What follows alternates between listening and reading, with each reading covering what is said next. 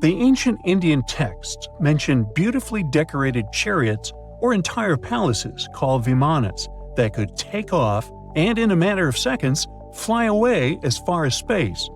Some people believe these vimanas only existed in Indian mythology, but it's also possible that they were based on a real technology that had been lost over the centuries. According to the Vedas, ancient Indian religious texts, there was the elephant vimana with several engines and many other types named after animals and birds. There was one for local travel, one for visiting different countries, and one for traveling to the moon and various planets. They could develop a great speed. One vimana had the superpower of invisibility. Another one was shaped like a sphere and was built on the winds produced by Mercury. This vimana was said to generate an enormous ray like the sun and make noise like the storm's thunder. All the vimanas were unbreakable and perfect for attacks on foes.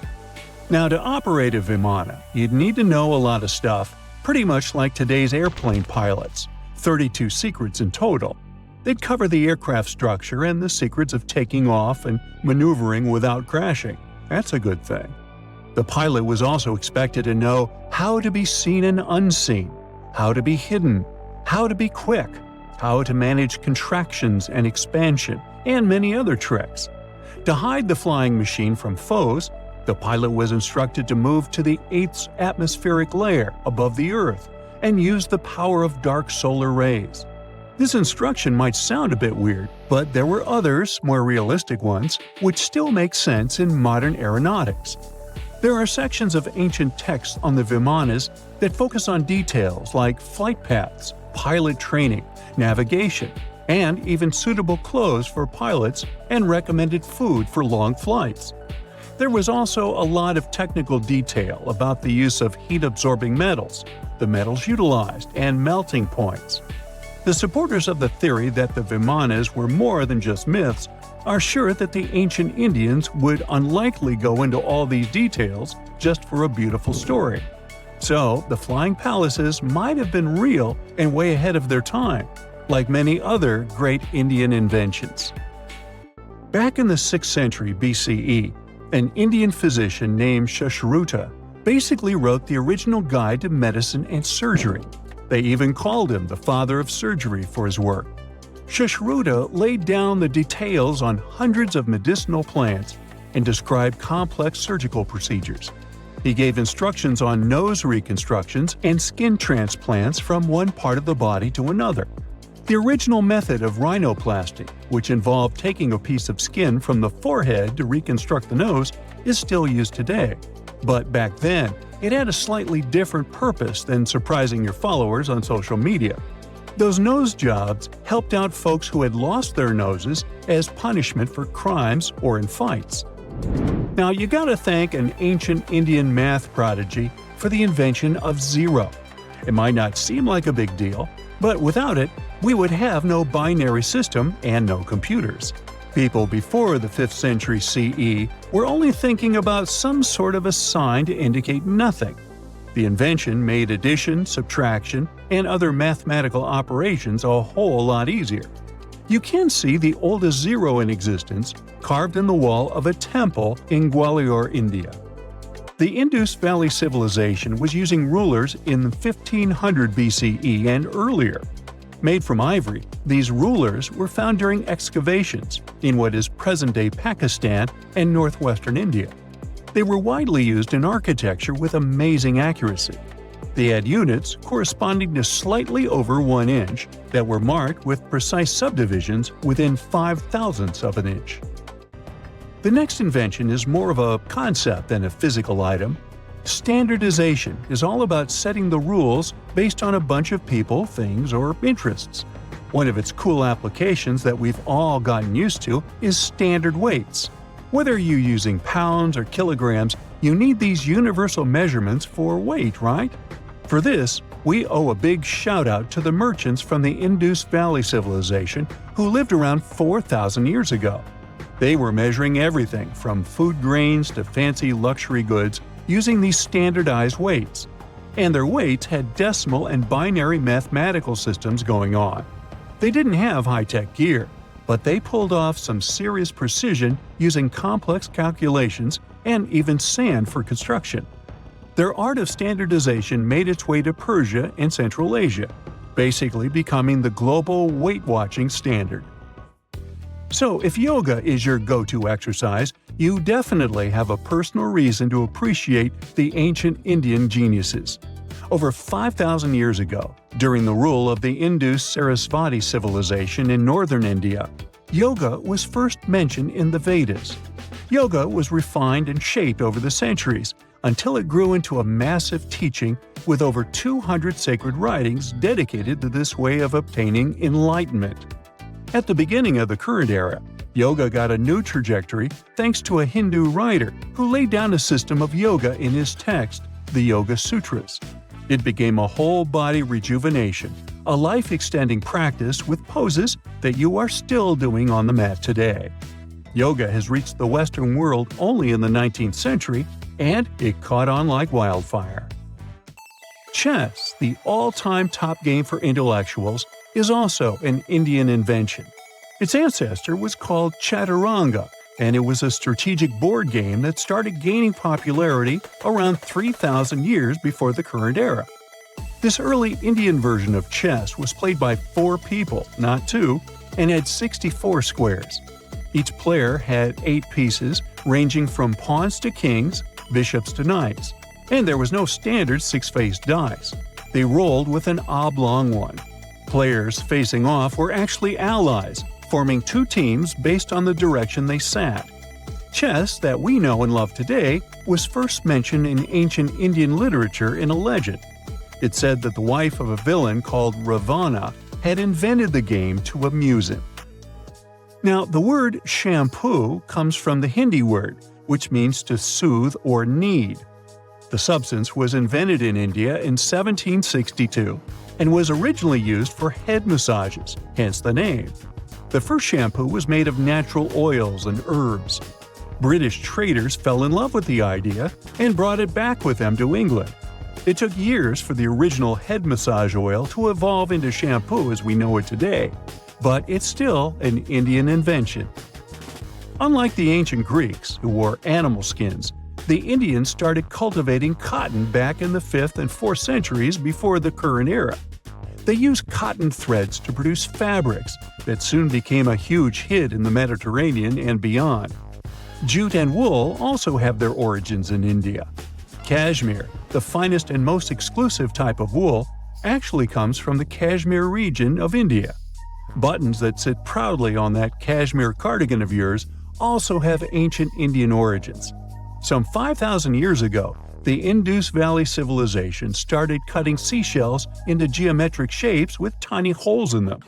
First, they were just decorations, but then people started using them to fasten clothes. Now, when you think about radio communication pioneers, Marconi's name usually steals the spotlight. He got a Nobel Prize in Physics in 1909 for his groundbreaking radio work. But there's an unsung hero in the radio waves game, and his name is Sir Jagdish Chandra Bose. He spilled the beans on radio communication way back in 1895.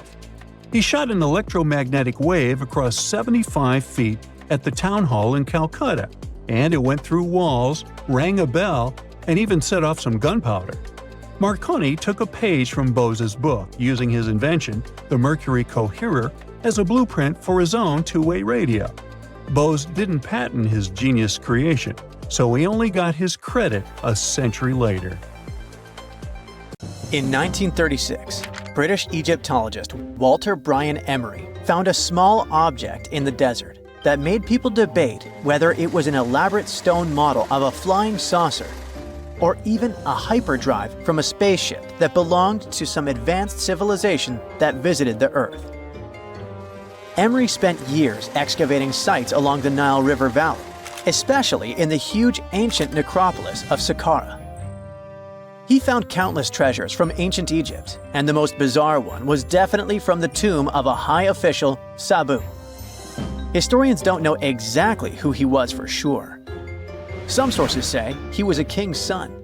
His burial at Saqqara means he was an important figure in the royal court, There are no records from this early period he lived in, so Sabu's role and fate are still a mystery. Inside his tomb, scientists found 7 funerary chambers, each filled with traditional grave goods: animal bones, flint tools, pottery, ivory objects, and stone bowls. And then there was a strange, broken artifact that became famous as the Disc of Sabu. It resembles a shallow, round-bottomed bowl, but with 3 delicately carved, curved lobes spaced roughly 120 degrees apart around its perimeter. These lobes are separated by 3 holes, and at the center, there's a thin tube. The material used to build the disc is meta-siltstone, or schist. This type of rock is fragile, highly porous, and super difficult to carve. It flakes easily and crumbles under pressure.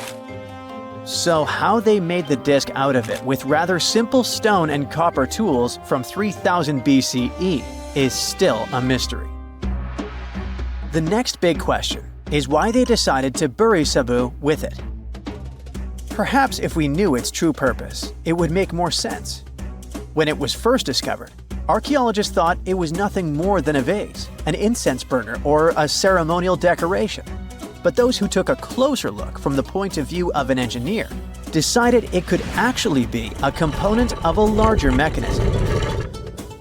An amateur historian made an exact copy of the artifact with a 3D printer, and it turned out that the Disc of Sabu was an ancient impeller, a crucial part of a centrifugal pump. When they put it in a housing and span at high speeds using the small central shaft, the disc was able to displace water. When it was tested without a housing, the disc created a powerful vortex. It became clear that the curved lobes and slightly concave shape of the disc weren't random. It was probably all engineered to move water with remarkable efficiency, like a powerful pump mechanism. Ancient Egypt's entire civilization depended on irrigation.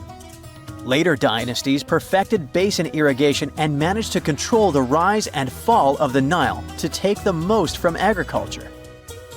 So, the engineers of the first dynasty may have been experimenting with advanced irrigation techniques thousands of years earlier than scientists previously thought.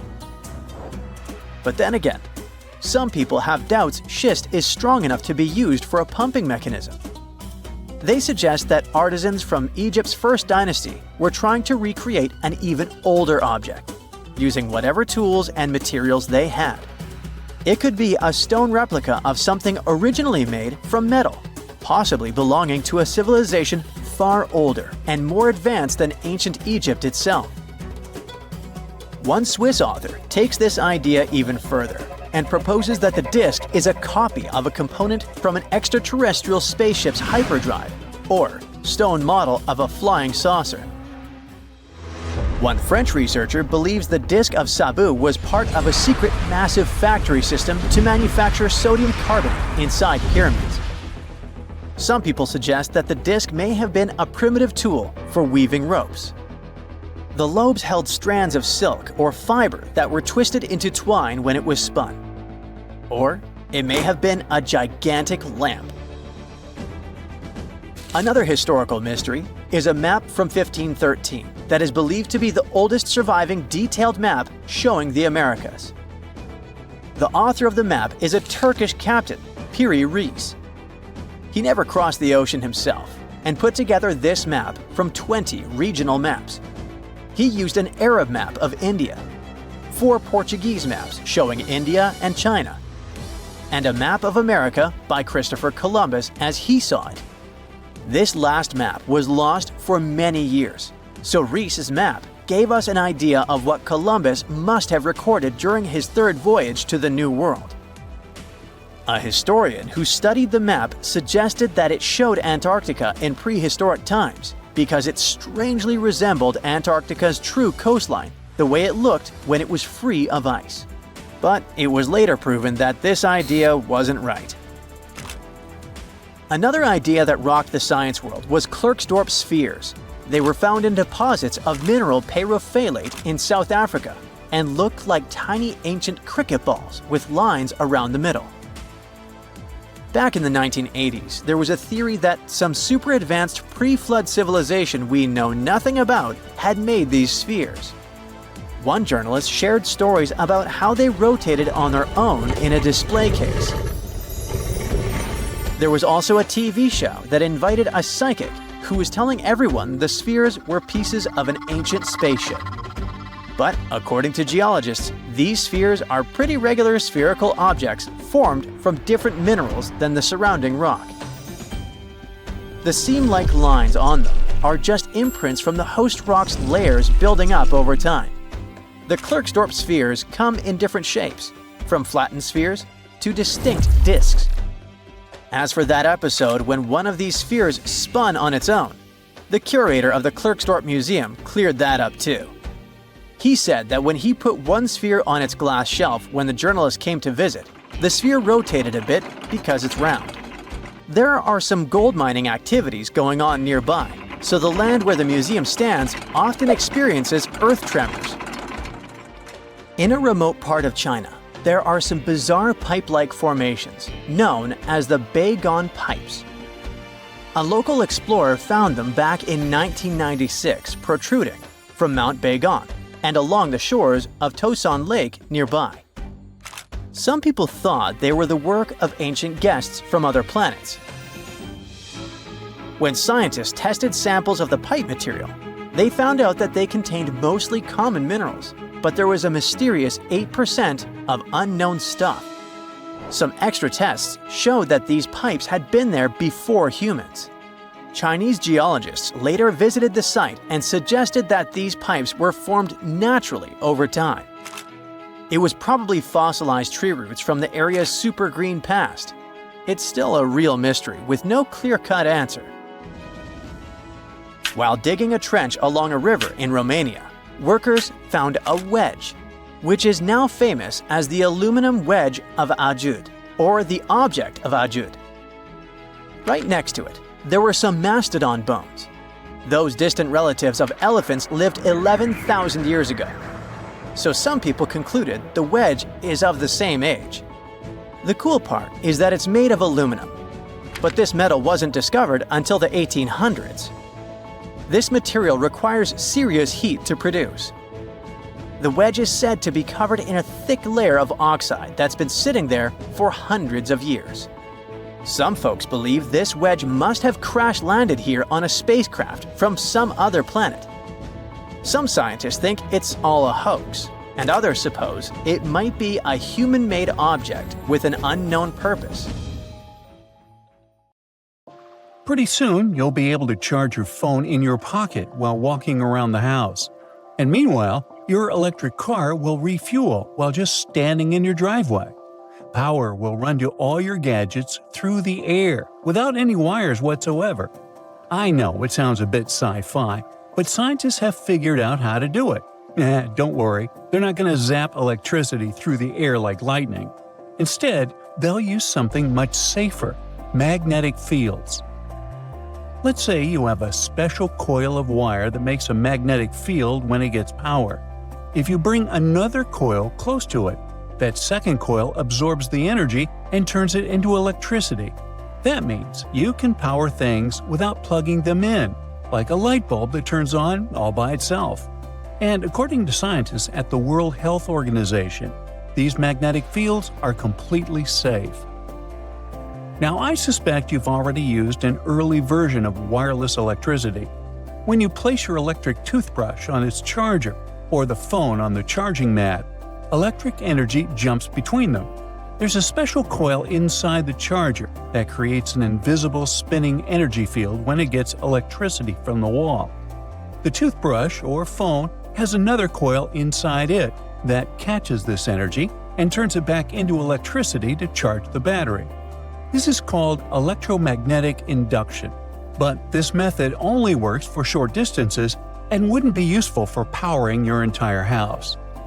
Some companies are already working to make this technology perfect and accessible.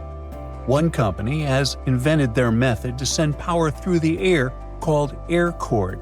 They use it in real-life products. One cool example is tiny video screens placed next to products in supermarkets with changing images. These screens don't need batteries or power cords. Another gadget that's running on this tech is a smart lock designed by the same company. Normally, smart electronic locks need powerful batteries, but this one stays powered without a battery and gets energy from a wide-charge transmitter in the ceiling. That transmitter is like an invisible power outlet. It works similarly to a TV remote, where you use an infrared beam to control the gadget from a distance. In this case, the transmitter takes electricity and sends it to all gadgets that need power as an infrared beam.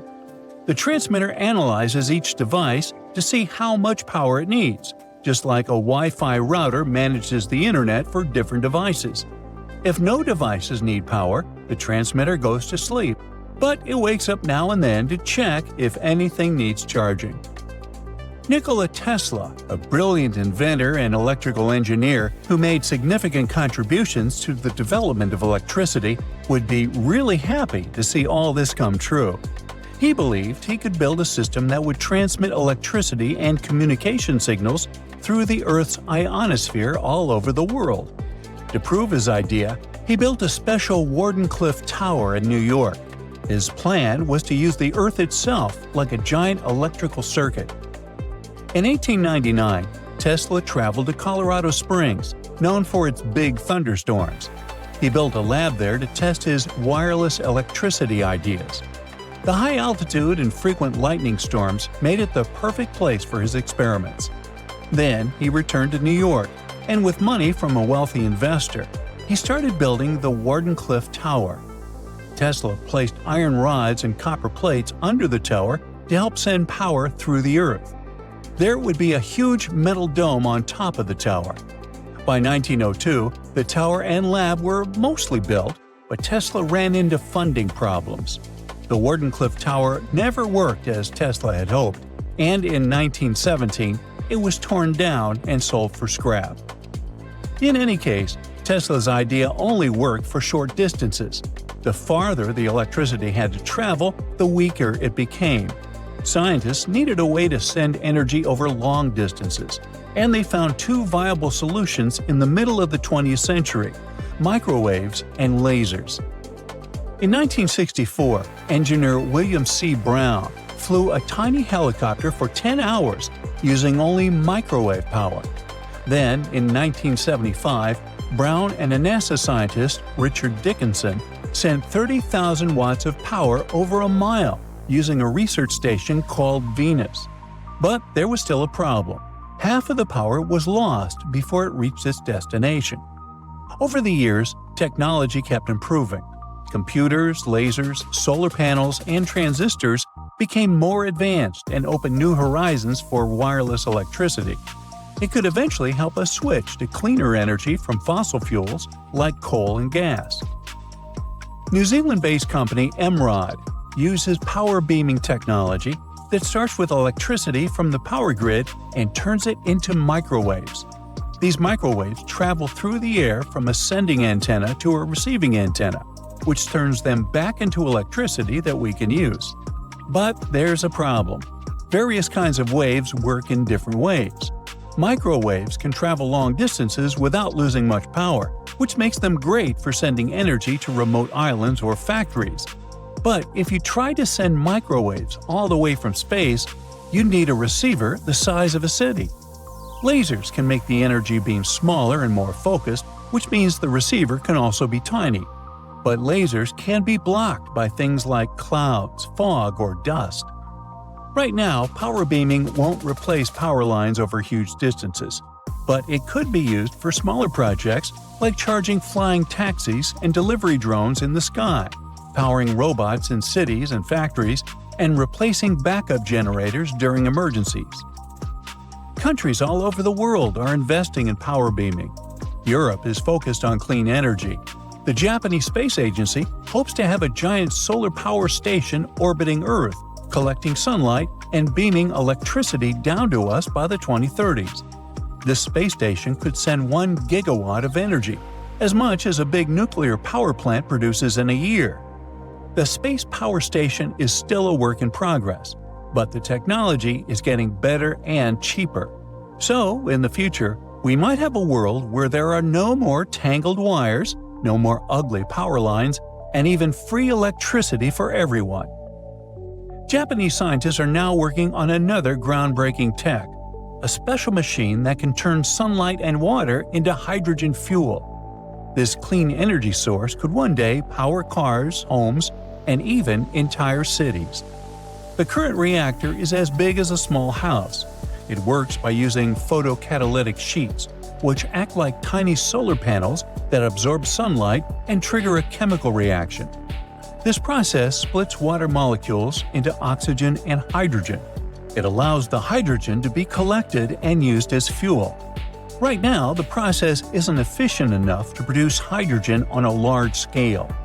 Most existing methods of making hydrogen still rely on fossil fuels. But the scientists behind this new reactor found a better way. Instead of breaking water apart all at once, which wastes energy, their machine does it in 2 steps. First, it separates oxygen, then it collects hydrogen to make the process smoother and more effective.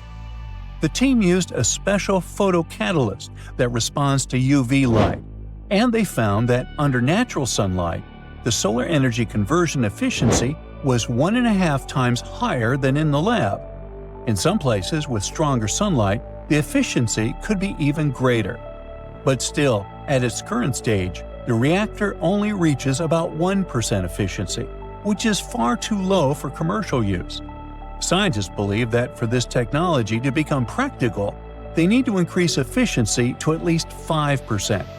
To make this happen, they need better photocatalysts and larger reactors, and they would also need to find safe ways to handle a tricky byproduct, which is a highly flammable gas created during the process. But if they can boost efficiency, many scientists and companies will start mass-producing this technology, leading to clean, renewable hydrogen energy on a large scale. In 1850, French scientist Auguste Mariette went to Egypt looking for manuscripts, but accidentally found a head of a sphinx sticking out of the dunes. He cleared the sand and figured out the sphinx was guiding the entrance to some underground construction. Several months later, he finally entered the Serapeum of Saqqara. Inside, he found an enormous granite sarcophagi with remnants of 64 bulls. Scientists are still amazed by the tech that the ancient Egyptians used to transport those enormous boxes. The Serapeum was built around the year 3000 before the Common Era. It was an underground tomb built to honor the sacred Apis bulls of ancient Egypt. It had a long hallway, almost 500 feet long, with giant stone rooms on both sides. Some of the sarcophagi weighed as much as 50 average cars, and all of them were made with super precision, with exact 90-degree angles. These sarcophagi were beautifully decorated with hieroglyphs and carvings that told stories about the lives and importance of the Apis bulls. Now, there are 24 sarcophagi left. In ancient Egypt, Apis bulls were very special animals connected to the deity Ptah. They thought the bulls carried Ptah's spirit and wisdom, helped the pharaoh, and protected the Egyptians. Priests looked for special markings on young bulls to find Apis bulls. It could be a white triangle on its forehead, which symbolized divine light, a shape on its back like a vulture's wing, and a scarab shape under its tongue, which stood for rebirth. If a bull had these signs, they believed it was chosen by Ptah and treated it like royalty. The chosen bulls lived in a special temple in Memphis, the city where they worshipped Ptah. They received the best care and offerings from visitors who wanted their blessings. When an Apis bull passed away, it was treated with great honor and mummified. When Mariette entered the Serapeum, he noticed traces of rollers on the gallery's floor and found 2 wooden horizontal winches. Each had 8 levers. Later, other explorers saw double rails. The burial chambers were lower than the hallway floor. To get the boxes into place, workers filled the chambers with sand so the sarcophagi could be rolled in straight. Then they slowly removed the sand to gently lower the boxes into perfectly cut spaces in the bedrock. A carved stone sign found in the Serapeum said it took 28 days to move just one sarcophagus and its lid into its spot during the time of Ptolemy II. The extreme precision of the sarcophagi with 90-degree angles also has an explanation. Ancient Egyptians wrote texts, or rather, papyrus, on geometry a long time ago. It shows that they knew the approximate number pi and could calculate the volume of a pyramid with its top cut off. If they could figure out complicated math like that back then, it makes sense that they could also carve perfectly flat surfaces 500 years later. All this sounds pretty legit, but some people think certain things don't add up here. The size of boxes is way larger than the size of bulls, yet they buried pharaohs in tiny coffins that barely fit their bodies. The sarcophagi are made out of granite with crazy precision, and they could have just used limestone, which would have made things way easier. The transportation of the boxes seems pretty simple, but only in theory. If one person could pull about 440 pounds, then at least 250 people would be needed to pull just one box. The tunnels in the Serapeum are really narrow, only about 2 feet wider than the boxes themselves. There's no way hundreds of people could have squeezed into those tight spaces to pull the boxes. And even if they did, how would they turn the box in the cramped corridor, lower it into its niche, and place it perfectly in the middle? Somehow, they did this 24 times, and every box is centered perfectly. Plus, the chambers were dusty, and there were no signs of soot from lamps. This means they must have worked in almost complete darkness. The real use of the boxes could also be different. A long time ago, even before the Egyptian pharaohs ruled, the local people already knew how to use fermentation. It happens when tiny organisms called yeast eat certain ingredients like starch and turn them into gas and ethanol. So someone in ancient Egypt probably put food like barley, bread, and even meat inside a giant stone box, then closed it tight with a heavy lid. These stone boxes, carved from granite, were so precisely made that they were almost completely sealed, so nothing could escape from it. As the yeast inside the box started working, it created more and more CO2 gas. It built up pressure inside the box. The granite boxes were incredibly strong. They could handle more pressure than a car tire can hold. When granite was squeezed under such pressure, its crystals produced a tiny electric charge. This effect was possible because granite contains quartz, a material that reacts to pressure this way. The process also needed meat or animal parts, possibly to help the yeast grow better. Meat contains something called oleic acid, which yeast needs to keep growing and to survive the bad effects of the ethanol it produces. As the pressure inside the box kept growing, the combination of gases and electricity made these boxes not just ancient fridges, but powerful energy systems. Over time, the pressure inside got so strong that it could push the lid open and the gas would escape with a pop. But when people rediscovered the Serapeum in 1850, they found old drawings that showed piles of stones stacked on top of some of the box lids. So, someone long ago probably tried to make the lids even heavier by adding extra weight to make it harder for the gas pressure to push them open. This extra weight also meant the quartz crystals in the granite could keep creating more electricity under all that pressure. If someone opened one of these stone boxes thousands of years later, they would only find bones from bulls that were placed in the box. And that's exactly what Mariette discovered in the 1850s. They opened the Serapeum for visitors soon after the first excavations in the second half of the 19th century. Prince of Wales even had a luncheon with his guests in one of the sarcophagi. Sands and earthquakes made the site inaccessible for a while, but now you can visit it again and try to solve the mystery yourself. With new tech, we could have answers to many other historical mysteries soon. A team of scientists at Chicago's Field Museum of Natural History recently used a special CT scanner to learn more about ancient Egyptian mummies without unwrapping them. They gently rolled 26 mummies on custom carts out to the parking lot, where the scanner was waiting. It took thousands of detailed X-ray pictures of each mummy and their coffins. When all the pictures were put together, they created 3D images that showed what was inside, the skeletons, and some artifacts. The scientists hope these images will help them understand ancient Egyptian burial practices from over 3,000 years ago. Even though the scanning process only took 4 days, it might take 3 years to study all the data. But scientists were able to learn some personal details about the mummies. One of the most popular mummified individuals at the museum, Lady Chineta, was a woman who lived in ancient Egypt about 3,000 years ago. It looks like she passed away in her late 30s or early 40s. To make sure her body looked complete for the afterlife, embalmers put stuffing in her neck to keep it from collapsing. They also placed artificial eyes in her sockets, so she would have eyes in the next world. She was wrapped in fancy linen and placed in a beautifully decorated coffin.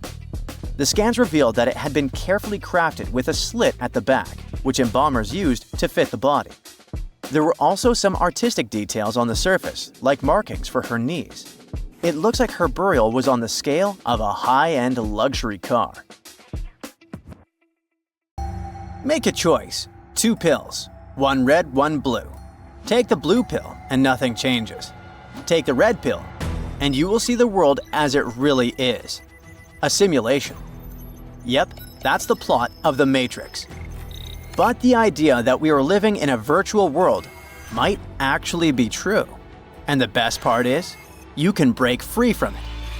Scientists call it the simulation hypothesis. Everything you see, feel, and experience might be part of a super detailed high-tech computer system. From your heart racing when you meet the love of your life to that fancy car you've always dreamed of, none of it is real. Let's say this theory is correct. How would it work? There are essentially 2 types of virtual worlds we could be trapped in. First, we have owned simulations. There is a clear central commander, like a game master, pulling the strings of everything we experience. Think of it as a video game. In this case, you're like an avatar from The Sims and someone's controlling your world. This higher being picks your job, decides when you need to go to the bathroom, and might even start a fire in your kitchen, just for fun. Okay, maybe fun isn't the best word, as it's more like sociological research.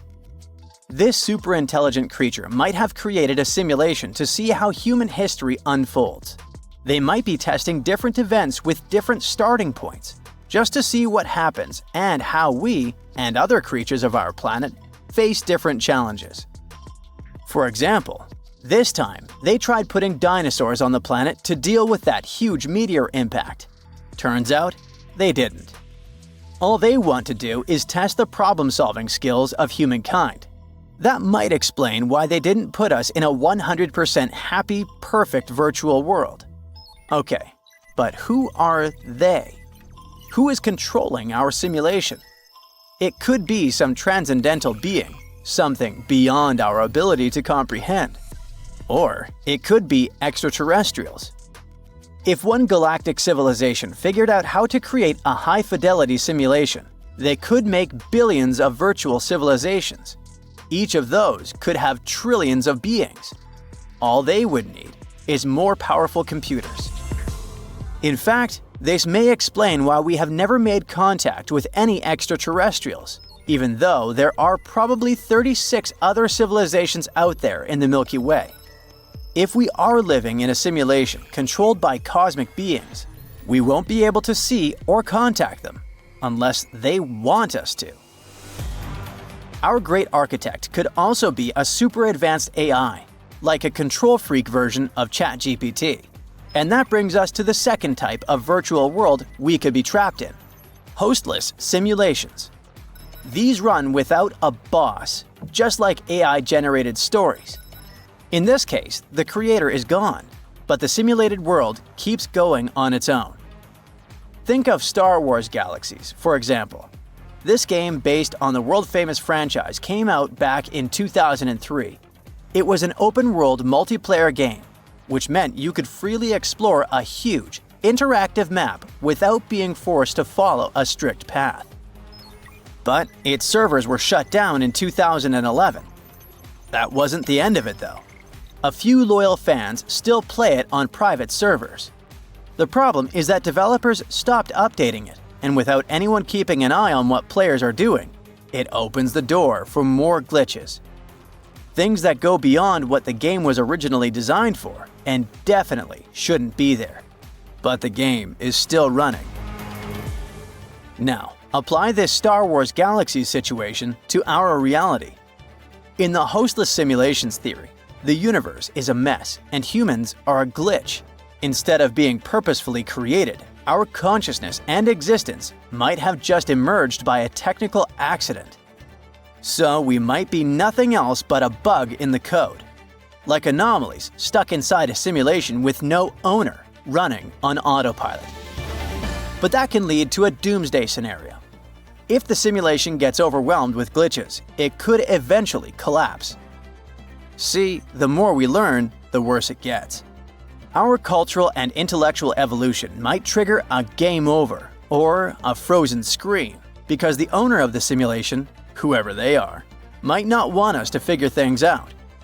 They could reset the system or get rid of the source of the glitch, which, by the way, could be humanity itself. That's kind of like the Final Fantasy XIV situation.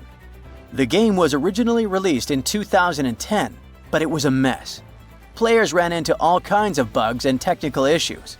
Things got so bad that the game was shut down, and the developers decided to rebuild it. Then they released a new and improved version called A Realm Reborn. And a rebirth might be exactly what's in store for us. In fact, about 100 years from now, we might create an AI capable of running simulations of all humanity. It would use data from internet archives, DNA samples, photos, videos, and so on. This means that everyone who ever lived on Earth could be recreated in a virtual world, and in some sense, be born again. The problem, though, is that we don't have perfect knowledge of the past, especially the more distant times, so the simulation might not be 100% accurate. Whether our universe is controlled by some higher architect or the random powers of a super advanced AI, some experts believe that, yes, it is possible. Here are a few ways we might be able to hack the simulation. Hack number 1. Start by exploring the illusion. Look for its rules or flaws, and check for weird patterns or things like déjà vu that might point to its hidden structure. Hack number 2. Overload the system with massive amounts of data. This could eventually cause errors and push the limits of the simulation. Hack number 3. Crash the whole system by making everyone aware of it, for example. At some point, the simulation either shows its true form or just shuts down completely. The whole idea that we're living in a virtual world is definitely fascinating, but is it real? Let's talk numbers. Some scientists believe there is a 50-50 chance that Earth is a simulation, but the odds might be actually much higher than that, because there are an infinite number of potential simulated worlds. And inside each one of them, there are simulated people who have created even more simulated worlds.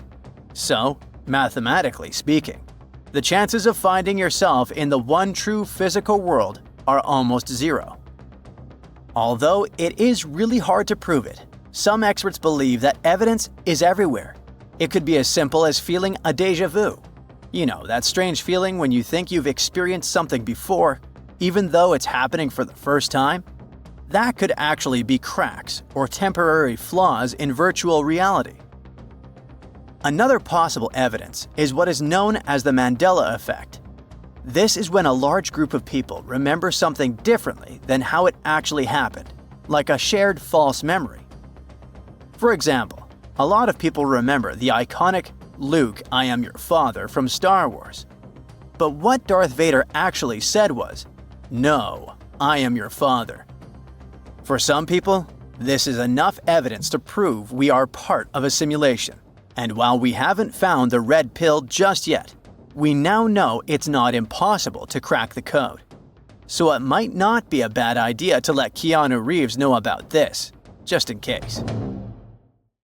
You know, artificial intelligence is so advanced now that it can assist doctors with diagnoses, translate text from any language in real time, and create art. But it still works using the same kind of computer parts made from silicon that have been around since the 1950s. Some scientists and companies decided it's time to step forward and build computers out of living things instead. Ouch. This new field is called biocomputing, and it uses things like tiny clusters of lab-grown cells called organoids to create new kinds of computers. One company in Switzerland called Final Spark has created a special computer platform using human brain organoids to help process information. You can rent this platform online for $500 a month if you're a scientist and want to do some research.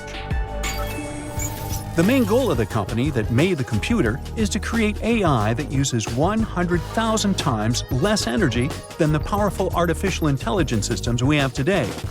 Each brain organoid the computer uses is very small, only a half a millimeter wide, and there are 4 of them in each processing unit.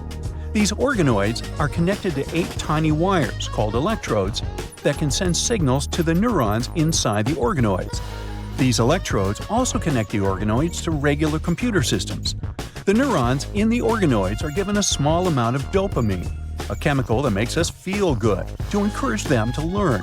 So it's just like what your brain does when you learn something new. Thanks to electrical signals and dopamine rewards, the neurons in the organoids can form new connections, again, much like how your brain works, and mine too, sometimes. If this process works well, these organoids could one day act like the processors in today's computers, except they would do the same kinds of jobs in a much more energy-efficient way. If you want to check out how it all works yourself, the tiny brain-like organoids are being live-streamed 24/7 so anyone can watch what they're doing. The big task for researchers is to figure out how to make the neurons in these organoids do what we want them to do. Scientists from 34 universities have asked to use Final Spark's biocomputers, and the company has already allowed scientists from 9 schools to start working with them. Each team is studying something different about biocomputing. For example, the team at the University of Michigan is exploring how to use electrical and chemical signals to control the organoids, which could help create a special language just for these biocomputers. Scientists at Lancaster University in Leipzig, Germany, are trying to figure out how to make the organoids work with different types of AI learning models. Organoid computers aren't as powerful as the regular silicon ones we use today. There isn't a standard technology to manufacture these tiny brain-like organoids yet. Also, since they're made of living cells, they don't live forever. Right now, Final Spark's organoids last about 100 days, which is a big improvement from the first experiments. They used to only live for a few hours. But the process of creating organoids has become much smoother. The lab currently has between 2,000 and 3,000 organoids. Now, Final Spark isn't the only company trying to find new alternatives to the usual silicon chips. The scientist in Spain studies another kind of biocomputing called cellular computing. It involves using specially modified living cells to create systems that can remember things, make decisions, and work like basic computers do today. The scientists believe that because cellular computers can react to changes in their environment, they could help fix damaged ecosystems. Regular computers can't do much of this, but a biocomputer made of bacteria could be placed in a lake, for example, to give detailed information about the water's health. It would react to different chemicals and conditions. Another scientist from the University of the West of England is exploring how fungi could be used in computing. Fungi have long thread-like structures called mycelia that can send out tiny electrical signals similar to how our brain cells work. The scientist thinks that these fungal networks could be used to create a brain-like computer system that can learn, recognize patterns, and do other smart things. His team has already taught fungal networks to help computers do certain math problems. They believe that using fungi for computing could be better than using brain cells because it's easier, cheaper, more ethical, and works well with current technology. While a computer made of human neurons is in the testing stages, scientists at UC Davis Health have invented a new brain-computer interface that could turn brain signals into speech with nearly perfect accuracy, up to 97%. Scientists put special sensors in the brain of a man who had trouble speaking because of his health condition. When they turned on the system, the man could start sharing what he wanted to say within minutes. When someone with a similar condition wants to speak, the new device turns their brain signals into text that appears on a computer screen. The computer can then say the words out loud.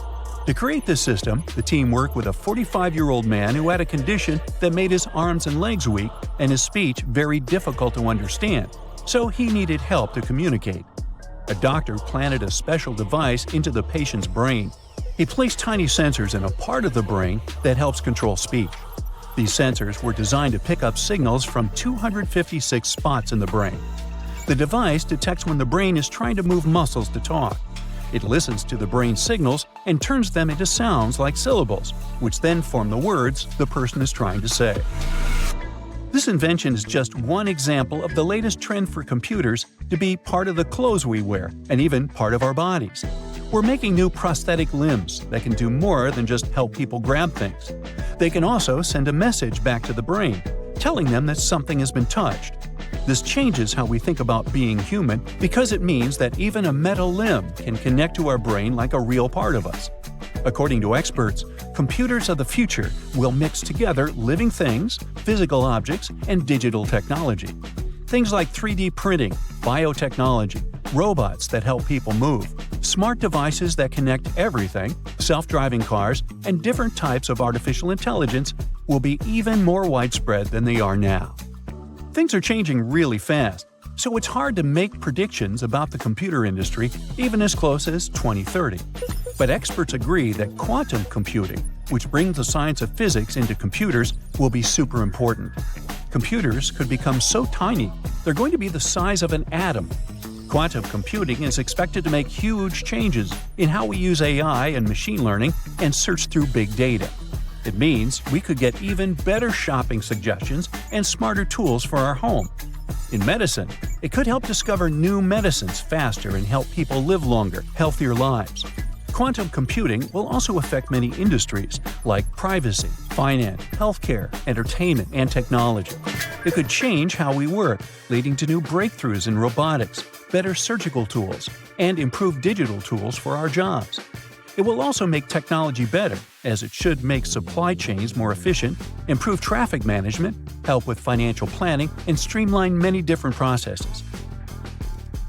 For most of the time we've used computers, everything we do on them happens in 2D, meaning that it's flat, like looking at a picture or reading on a screen. Sometimes, special jobs like 3D modeling or design use 3D, but that's not common for most people. But now, we're starting to move from doing things in 2D to exploring 3D virtual worlds, where things look and feel more like they do in real life. VR gadgets are still pretty expensive and not available to everyone, but big companies are working on extended reality headsets, and this tech will likely become more and more widespread. Traveling to space costs a fortune, but there's a way to make it affordable. You step into an elevator, push the button, and voila! You're flying to the stars, all thanks to nanotubes. But then something hits the elevator on the way. You're stuck inside, and now you're doomed to float in space forever. Now, if you want to travel in space, get ready to shell out around $55 million. But in the near future, you'll probably be able to travel to space with just the push of a button without breaking the bank, because space elevators might come into play. While the idea of galactic lifts seems like something out of a sci-fi movie, it is a real possibility that could revolutionize space travel. With an estimated cost of $8 billion, space elevators could be a one-time investment that would last us forever. NASA alone spends around $2.7 million on rocket fuel per minute. To launch a rocket, they need to pay up to $178 million. These costs could be significantly reduced with the use of elevators. Most super tall buildings on Earth have a massive foundation to help with their balance and weight. As you look up, they get thinner and thinner. Even the tallest building in the world, the Burj Khalifa, is massive at the bottom and narrow at the top. If we wanted to construct something like a gigantic lift, we would need an enormous amount of concrete to build a foundation for it, which goes against the point of saving some cash. Now, get a string, tie a ball at the end of it, and start spinning it. The string in your hand will stay in one place, and the ball will revolve around your hand. This is called centrifugal force, and the elevator will work in the same way. The ball will be the base in space, and the rope will hang toward Earth. The station from where we would enter the elevator would be in the middle of the Atlantic Ocean, and the line would extend from there. For this to be possible, the line must be perfectly synchronized with Earth's rotation. Otherwise, it would simply break or wrap around the Earth like a scarf. Also, the orbit the line would be following should be a perfect circle, because the line wouldn't be able to get shorter or extend. A bunch of research has been done using algebra to find the ideal solution. Wait a second, there's a use for algebra? Never mind. Meanwhile, I won't bore you with the math. We'll go straight to the point where the precise distance from the station in the Atlantic to the one in space must be 22,236 miles above the Earth, where the geosynchronous orbit starts. There, the four outward forces are much stronger than the downward force. That's why the station would stay in one place. When you construct a house or a building, you start from the bottom going up. But to create this engineering wonder, we would need to do everything in reverse and start at the top. The main problem here would be the weight. If the line was too heavy, it would disrupt the orbit, and the conveyor dumbwaiter host would not work. So, we need to balance the station in space to ensure it worked flawlessly. Steel is one of the most robust materials on Earth. The cable in every lift is made from steel. But when you need a 22,236-mile-long cable, things can get tricky. Steel is hard to break, but it's cumbersome, and when you have to use a lot of it, problems start to arise. We use heavy steel a lot in construction, but we have lighter materials that might put less stress on the station and eliminate this problem. Also, the line would have to be tapered because, at the end point, there would be close to zero stress. But it would still have to be thicker than really needed due to a bunch of safety factors. At the start, the rope would be around 0.5 inches. After using some complicated math, we can figure out the thickness at the end, which is a number so long I am unable to pronounce it. But believe me, it's a big one. So, steel is off the list. Another candidate is Kevlar, which is 5 times stronger than steel.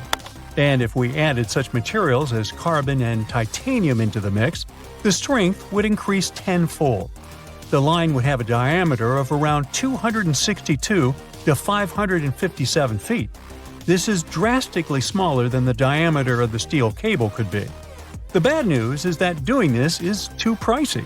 So, if we don't find the ideal medium to build a cable, the idea of the space elevator will just be a massive waste of time. If only we had some magically light material with a power of 60 gigapascals, which would have a taper ratio of 1.6. Oh wait, we actually do have this unique material. It's called carbon nanotube. It has a strength of 130 gigapascals, which is much more than we need. Nanotubes are made out of carbon and are 100,000 times thinner than a human hair.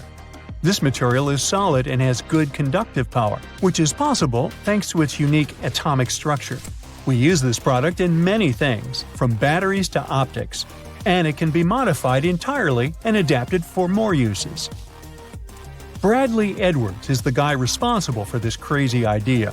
NASA was looking for new innovations, and they said, "Don't do anything too crazy and start building a space hoist." I guess Bradley took this as a challenge and started working on the elevator. Edwards wrote a paper about a galactic conveyor. When he published it, he expected many people to find flaws in his work, but surprisingly, nobody did. His work was spot on. He came up with the idea of strapping a nanotube line to a rocket and launching it into space. The other end of the rope would fall onto Earth, and robots would use this rope to climb up and make it longer, so we could start building an elevator space station. After this, the elevator could start transporting everything, from solar panels to tourists. In the future, space tourism could be totally possible. Who knows? We might even go on vacations in space. Hey, looking for some atmosphere for your getaway? Well, don't come here. We don't have any. Oops, probably not a good advertising slogan, huh? Meanwhile, a couple of years ago, we could only create microscopic carbon nanotubes. But as time went on, much more research was done to make them bigger. Now they reach up to a few inches. In 20 years, they could be miles long. Carbon costs $28 per ounce. If we do the math, we would see that we would need around $1 billion to build a lift. Yeah, it sounds expensive, but it's a long-term solution to space travel, and it can actually save us a lot of money in the long run. Now, everything looks perfect on paper. But NASA's main reason why they chose not to go along with this project is that right now there are probably more than 128 million objects floating in orbit, and they might pose a real threat to the elevator. The lift could be made to withstand a few hits now and then, but getting hammered non-stop is not part of the plan. Still, Bradley argues that tons of monitoring devices track space debris. Thus, the elevator could avoid them all. Now, if something hit the elevator or the line somehow broke, the consequences would not be too bad. If there were no passengers on board, of course. If the line got cut, the elevator would simply float away into space, posing no threat to people on Earth. In Japan, engineers are trying to build a space elevator. The lift could be used for space mining, too. We could easily cover the cost of the entire elevator by collecting asteroids, because some of them are made of expensive metals. We could mine them and quickly bring them back to Earth. Traditional LEDs have been around for years, emitting colors like red or green. However, creating blue LEDs was a tough nut to crack due to the complexity of the process. In 2014, 3 Japanese researchers snagged the Nobel Prize in Physics for their work in making blue LEDs a reality. They developed a new semiconductor material called gallium nitride, which paved the way for efficient blue light emission. This breakthrough not only revolutionized the lighting industry, but also contributed to sustainable energy solutions. By combining red, green, and blue LEDs, you get white light. Alternatively, you can excite a chemical layer in a bulb with blue light to emit white light. LED lighting is more energy efficient than other types, making it a momentous change for the 1.5 billion people without access to electricity grids. If all lights were LED, global electricity usage for lighting could drop from 20 to 4%. Some LED systems are designed to adjust the light color throughout the day to align with the body's natural rhythm, offering a more comfortable lighting experience. Scientists were aware of the concept of materials made up of single atomic layers, but no one had managed to isolate one until recently. For years, researchers had been attempting to create a single layer using advanced and costly methods. However, the breakthrough came when a group of scientists used a simple and inexpensive tool, regular sticky tape, to isolate a single sheet of graphene. In 2004, a team of scientists announced the discovery of graphene, a thin layer of carbon just 1 atom thick.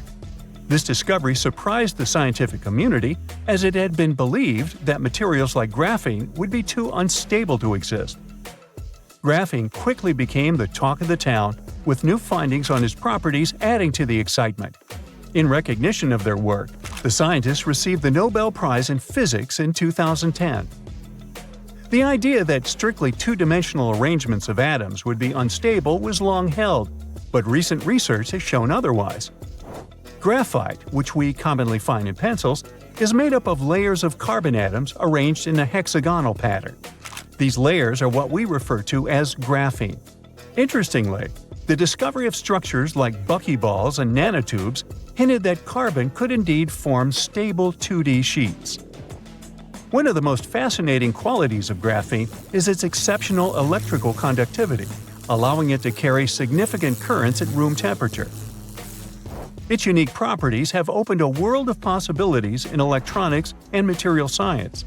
Researchers are also exploring graphene's potential in fields like solar energy and battery technology.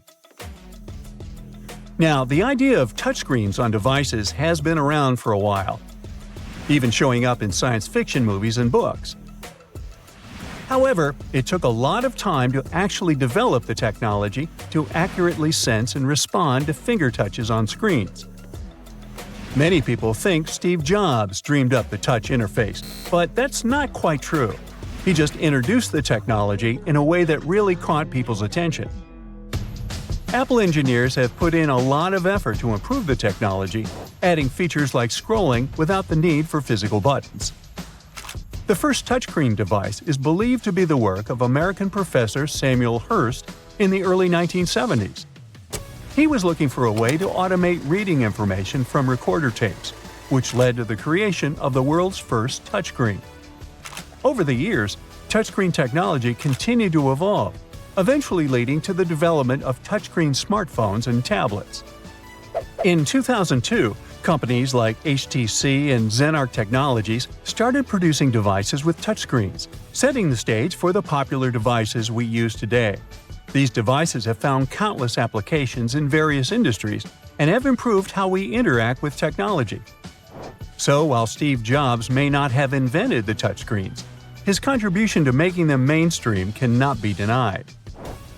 Now, for years, the concept of flying with a personal jet engine attached to your back has been a futuristic dream. However, the reality is that this dream has yet to become a mainstream reality. Despite promises of a practical jetpack hitting the market soon, there are several reasons why this technology has not taken off. First, the human body is not naturally built for flight. Without genetic modifications to create lift, individuals cannot soar like birds. This means that all the lift must come from the thrust generated by the jetpack. Next, thrust requires a significant amount of fuel, which can be expensive. Carrying more fuel for longer flights adds weight, requiring even more thrust and burning more fuel in a vicious cycle. Additionally, most jetpacks use rocket propulsion, which requires carrying both fuel and oxidizer. Jet and rocket packs are also difficult to control and can be unstable in flight. The short flight time limits the ability to reach a safe altitude for emergency situations, such as engine failure. Plus, the inefficiency of flying one person with a jetpack makes it impractical for most uses. While they may look cool, the practicality and cost-effectiveness of jetpacks have yet to be realized. The idea of using light in a precise and powerful way sounded like something straight out of a sci-fi movie until lasers were invented in the 1960s. Since then, lasers have totally changed the game in industries like medicine, fiber optics for communication, and manufacturing, where they're used with incredible precision for things like cutting and welding. Even though lasers can now come in all sorts of colors, making a white laser was a whole different story. White light is made up of a bunch of different wavelengths, unlike a single wavelength that traditional lasers produce. But instead of seeing this as a roadblock, many scientists view it as an exciting challenge. One idea for making a white laser is to combine several lasers to create a beam that looks white to us. But getting this to work without losing coherence is no easy task. Still, some researchers have succeeded in making a white laser using just one crystal, proving that there are new and creative ways to push the boundaries of optics. Back in 1903, Henry Ford's lawyer was advised against investing in Ford's automobile company. A mysterious person told him there would always be a horse and cars were just a passing fad. Well, as of 2021, almost 300 million vehicles were registered in the US alone. Take that, Mr. Anonymous Advisor. Jokes aside, at the beginning of the 20th century, people indeed didn't really welcome the whole concept of cars. Americans weren't really feeling the whole cars in the city thing. But as highways, suburbs, and anti-walking laws started popping up, people started to come around to the car-centric lifestyle. This shift meant less focus on walkable communities, which is kind of sad because it affects our ability just to stroll around our neighborhoods. Now, there's a common misconception that the price of lab-grown diamonds will drastically decrease in the future. This misconception is often promoted by the mined diamond industry, which claims that lab diamond prices will eventually plummet to the level of lower-quality diamond simulants like cubic zirconia. The reality is that high-quality lab diamonds are quite rare and difficult to produce. Growing brown or industrial-grade lab diamonds is easier and more cost-effective, while growing colorless, high-quality lab diamonds is a complex and expensive process. Similar to mined diamonds, there are two distinct categories of lab diamonds: high quality and low quality. Makes sense to me. Most lab diamonds on the market fall into the low quality category, while high-end retailers offer access to superior quality lab diamonds that are much harder to grow. The process of growing high-quality lab diamonds is a challenging one, due to the speed limit on how fast a diamond crystal can be grown. Trying to speed up the growth process can result in diamonds with fractures, low clarity, and undesirable undertones. Shortcuts, such as adding boron during growth, can lead to low-quality lab diamonds with a blue tinge or brown color that needs to be irradiated to remove. Cutting and polishing lab-grown diamonds is also a costly and labor-intensive process, requiring the use of multi-million-dollar laser tools and highly skilled technicians. If one of the many apocalyptic scenarios come true and humanity is wiped out completely, a black box will tell whoever comes after us about what has led to that scary day. The 33-foot-long vault in a remote part of western Tasmania is supposed to document all the mistakes humanity has made that led to an apocalypse. The artists, architects, and researchers behind the Earth's black box hope that the art installation made of thick, reinforced steel will withstand fire, water, and any other natural disasters, except probably for total planetary destruction. Just like the black box you can find in planes, this time capsule is supposed to help the next civilization do better and avoid the probable sad and tragic fate of our humanity. The project is fully non-commercial and has an important message. The box will be full of storage drives and have access to the internet. Solar panels on the roof will power it, and batteries will take care of backup power storage. Whenever the sun's out, the black box will be updating itself with new scientific data. A special algorithm will sort it only to save the information relevant to the project. It will be measurements of land and sea temperatures, ocean acidification, species extinction, land use changes, as well as data on human population and energy consumption. The second type of data for the box will be newspaper headlines, social media posts, and news from the key global events focusing on the environment. The creators of the box decided to encode and store data for it in several formats, including binary code. The instructions on how to retrieve all that priceless knowledge would be etched into the outside of the box.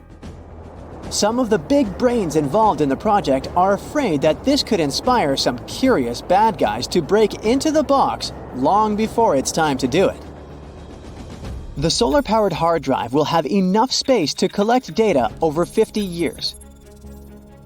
Even the most pessimistic scientific models don't predict the end of the world any sooner anyway. It might even take centuries before the worst happens. The idea of a box that would record everything that happened before an accident in aviation was born in the middle of the 20th century.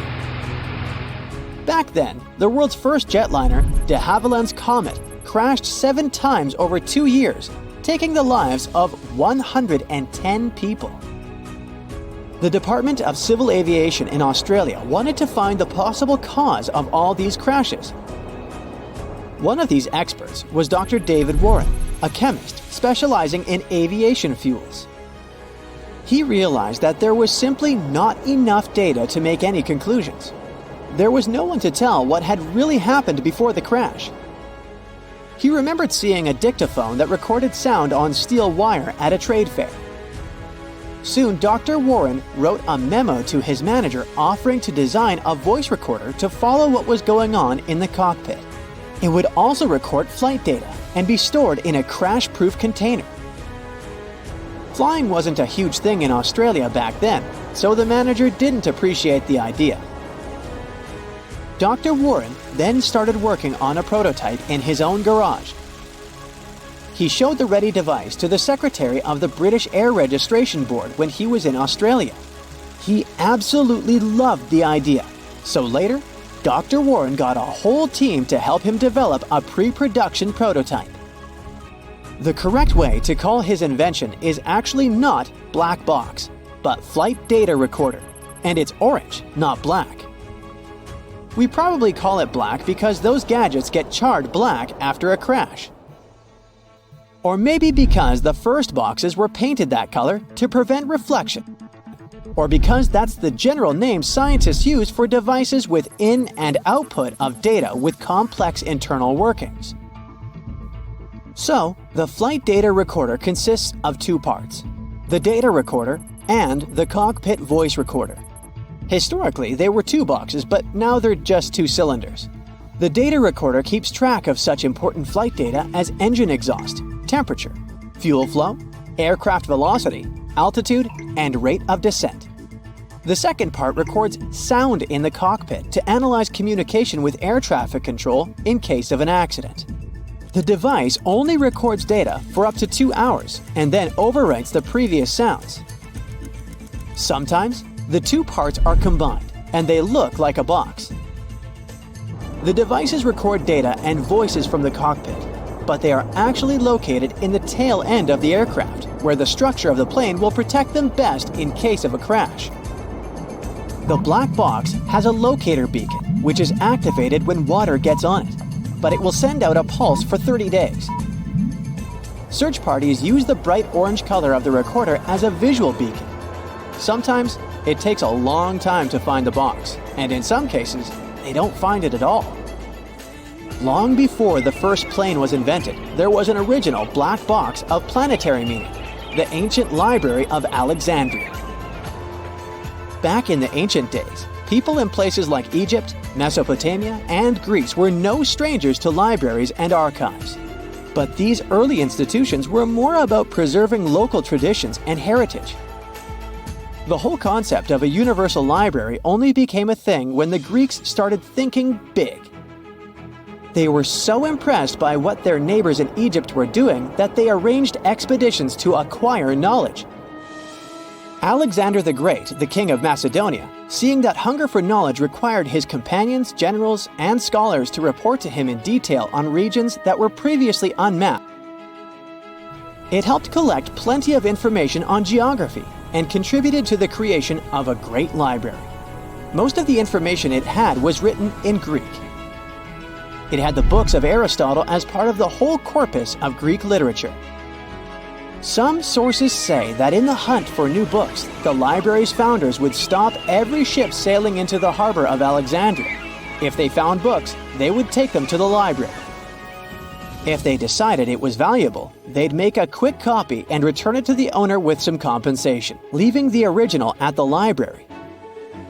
Another story tells us that Ptolemy III, grandson of the founder of the library, offered the governors of Athens a huge compensation to copy the original texts of the greatest poets. He then kept the originals and sent them back copies.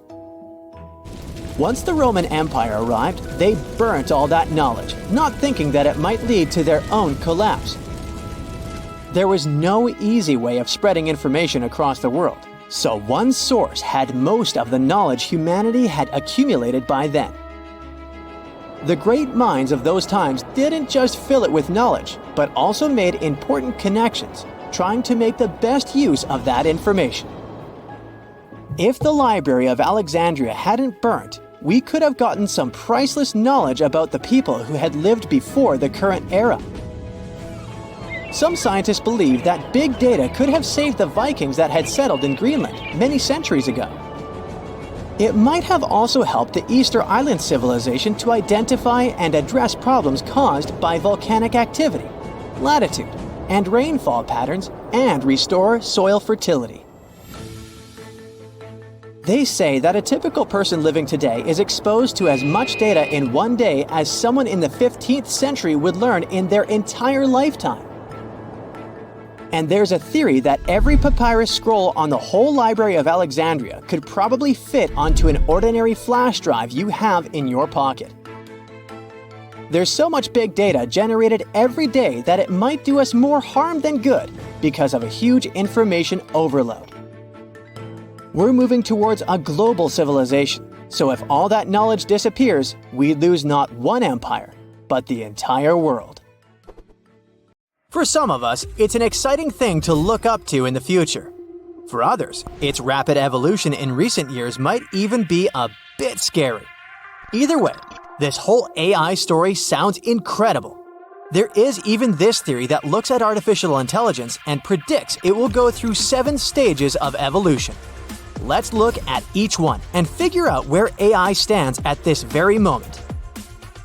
The first stage in the overall history of artificial intelligence is one called rule-based. It sounds basic because, well, it is. But these first iterations of AI were the bedrock of its evolution. They are still the silent heroes that help keep your toast from burning or your car running smoothly on cruise control.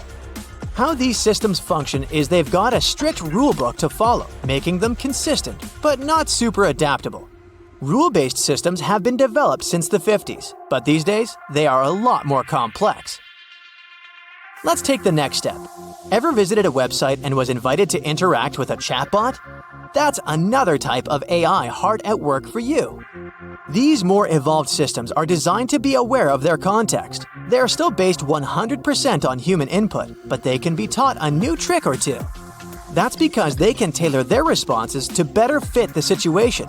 Whether they're lending a digital hand in customer service or advising on your next big purchase on a shopping website, their evolution is continuous.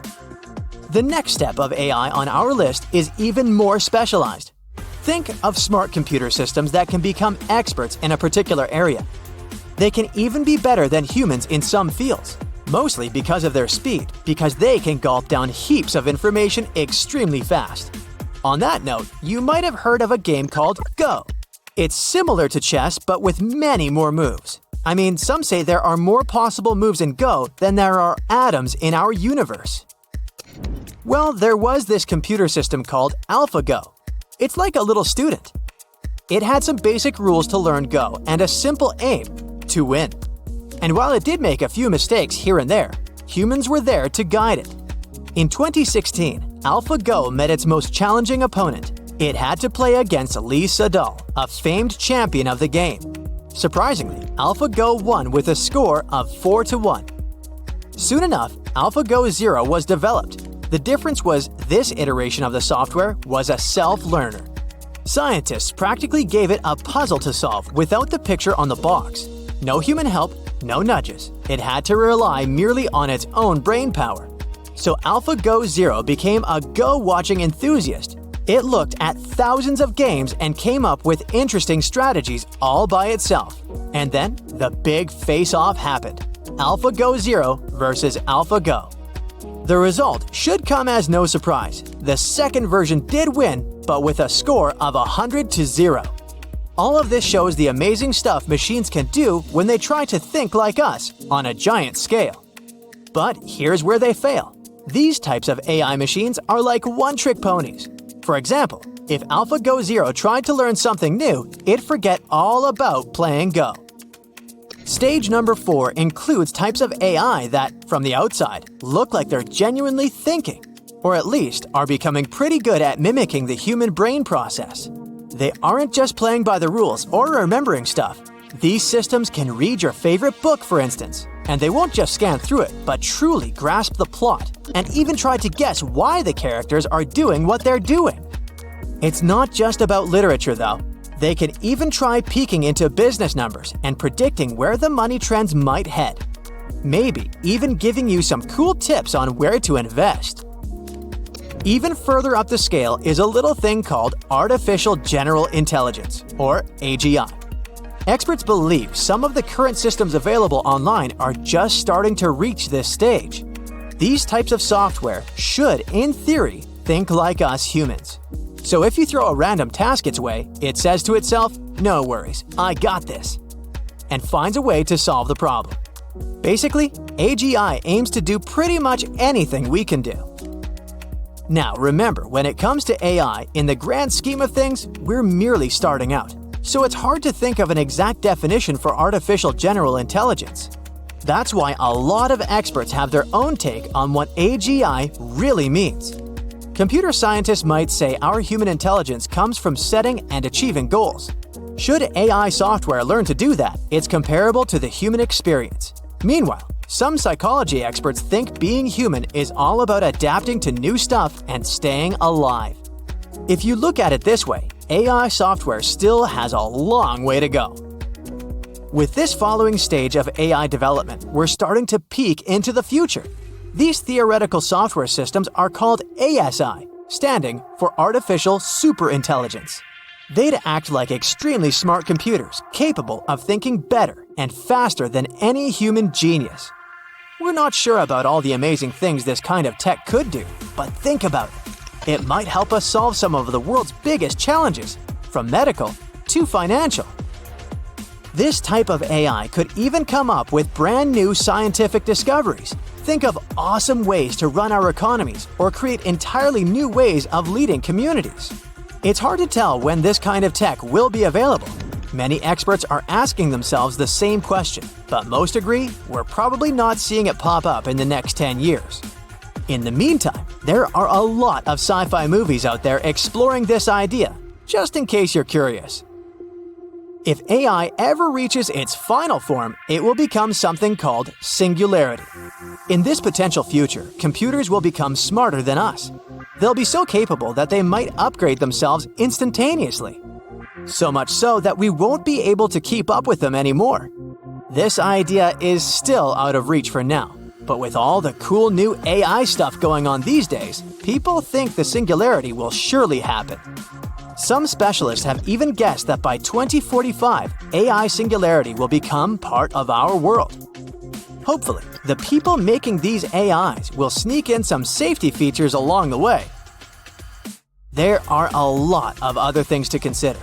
For instance, if AI machines ever become this smart, could we put the brakes on them? Opinions are mixed here too. Big companies want to be part of this AI evolution. No one wants to be left behind. National authorities also want to be leading the way when it comes to artificial intelligence. So even if everyone agrees there are dangerous things to consider, AI is a big deal these days. So pausing all these projects isn't a popular idea. Some have suggested having an off switch for each type of AI. Just in case things get wild, we could hit the button and shut things down. We can't be sure that AI will like that plan. It might become so intelligent that it could find a way to dodge the switch. Let's stay positive though. With the help of different types of AI, we saw magic in mundane tasks like real-time language translations. Everyday objects like watches and fridges got smarter, predicting our needs. Teams of robots working in unison began sprouting everywhere, tackling everything from easy cleanups to sophisticated repairs and even surgeries. AI started stepping into creative arenas too, brainstorming designs for shoes, gadgets, and even gourmet recipes. We used to see self-driving cars only in movies. They now moved from sci-fi pages to our streets. It's time not just to marvel, but to also actively participate. We humans have the pen and the paint. Let's ensure the AI portrait we paint is vibrant and serves all of humanity.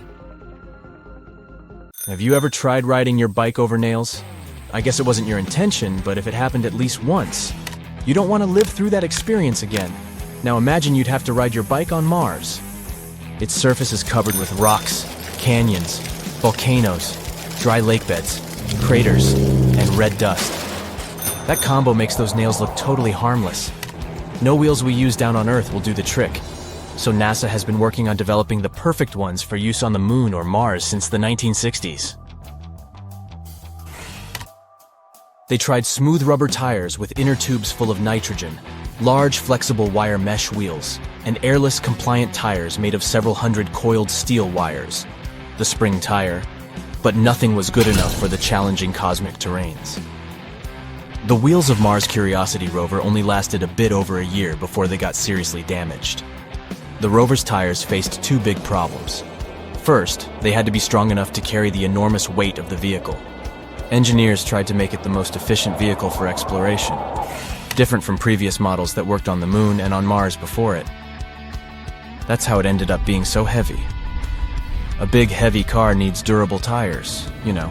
And of course, the surface of Mars is no walk in the park. The engineers tried to make tires out of aluminum, which is a lightweight and strong material, but the wheels got shredded soon. The damage didn't prevent Curiosity from doing its job, but it did affect how efficient it was. And that's where the new, reinvented wheel rolled in. NASA decided to replace aluminum with a material called shape memory alloy. It's made of a unique type of metal called nitinol, a blend of nickel and titanium. Unlike other materials that bend out of shape under pressure or heat, This cool substance reverts back to its original shape on its own in the same circumstances. Nitinol is the hero up on Mars, but it's also useful down on Earth. Just imagine your tires never getting punctured again. Sounds good to me. One company decided to use this tech on their bikes. The tires are tube-shaped and squash down when you roll over a bump. They will develop perfect shape memory over time. They're supposed to work best on gravel, trail, and mountain bikes. The metal surface is covered with a rubbery outer layer. When it wears off eventually, the company plans to retread the tires to make them last for years. The previous airless tire models were made of patented foam that was supposed to last for up to 5,000 miles. They didn't take off because they made the bike too heavy. The new model is supposed to solve that problem. Nitinol also works great in the field of heart surgery. Tubes made of it can expand to the desired width under certain temperatures in the human body. The tire isn't the only object that works better with shape memory. If you can't imagine your sleep without that comfy memory foam mattress, you can send a thank you note to NASA for it. Its history goes back to 1966, when they decided to customize seats for astronauts to somehow ease the effects of G-force on takeoff and landing. Creating a custom seat for every flight seemed way too impractical, so memory foam saved the day. It easily adjusted to astronauts' body shape and went back into a rest state when not in use. In the 1980s, it went from space down to the earthly public. Now it's in mattresses, pillows, amusement park rides, horseback saddles, and football helmet liners. The third-generation memory foam has gel particles and viscofoam inside. That's the secret to its superpower of reducing trapped body heat, springing back up in no time, and making the mattress feel soft as a cloud. The name says it all, but in case you ever had your doubts, space blankets were indeed invented by NASA with space in mind. Back in the 1960s, they were preparing for the space era and looking for a thin, reflective metallic material that would protect their spaceships from solar radiation. And they managed to design just the perfect material MPET, strong enough to be used as insulation to protect expensive space electronics from temperature swings. Ever since, it has been an important part of nearly every mission to and beyond the orbit of our planet. It's also used in spacesuits to protect astronauts from radiation and the sun's heat once they venture into open space. Down on Earth, space blankets are the best friends of marathon runners. Since body temperature drops after they stop running, they need something to help bring it back to normal. And the magical space blanket material can also protect your phone from extreme heat and cold when used as an insulation layer in a phone case. In the early 1960s, headsets for airline pilots used to be really bulky. They often had to use handheld mics to communicate. NASA needed a more reliable and lightweight technology for their missions to make sure the communication would go without any problems. In 1961, the Liberty Bell 7 capsule splashed down, and astronaut Gus Grissom nearly sank without radio transmission or contact with his recovery team. NASA reached out to a manufacturing company to design a headset that could be planted into an astronaut's helmet. Just 11 days later, the team came up with a microphone headset unit that could be used by astronauts to communicate with one another and with Earth. It even had a noise-canceling feature. The headset was later improved and used for Mercury and Apollo missions. The world was able to hear Neil Armstrong's most famous phrase as he landed on the moon thanks to that wireless headset. Freeze-drying tech for food was not created but greatly improved by NASA to pack more snacks on long Apollo missions. During the first human missions, astronauts had to eat bite-sized cubes, freeze-dried powders, and squeeze semi-liquids out of aluminum tubes. Doesn't sound like a festive meal, right? The astronauts weren't happy about this diet, so NASA had to think of a better solution for the Gemini missions. They funded research that ended in developing special gravies that could go into edible shape in hot water in just 5 minutes. The idea of freeze-drying is to cook food, then freeze it under low pressure, and then slowly heat it in a vacuum chamber to remove ice crystals. Thanks to this tech, food maintains 98% of its nutritional value, with only 20% of its original weight. NASA kept improving the tech in the following decades. Now, freeze-dried food is a great help for backpackers, disaster relief programs, and anyone who needs to pack light and still get proper nutrition. The infrared thermometer that lets us check temperature from a distance was developed with the support of NASA as well. It measures thermal radiation emitted by your eardrum, a lot like they measure the temperature of stars and planets. Each device has a lens that focuses light from the object onto a special detector that converts radiation into an electrical signal and then into temperature that you can see on a display. It's used for many purposes, from monitoring hotspot temperatures in mechanical and electrical systems to checking the temperature of visitors in public places. I bet you didn't see this one coming. The technology behind selfies comes from that designed for interplanetary missions cameras. In the 1990s, one of NASA Labs, Jet Propulsion Laboratory, introduced a light mini imaging system that didn't need a lot of energy to take high-quality photos from space. This tech is used in cell phone and computer cameras, and if we go back to the 1960s, we'll find some good evidence that the whole idea of selfies could belong to astronauts. Edwin Buzz Aldrin, the second man to walk on the moon, took some selfies up there with a specially designed Hasselblad camera. He even used the spacecraft as a tripod to stabilize the image and get his face in it. Remember this if you ever end up in space with no one to take photos of you.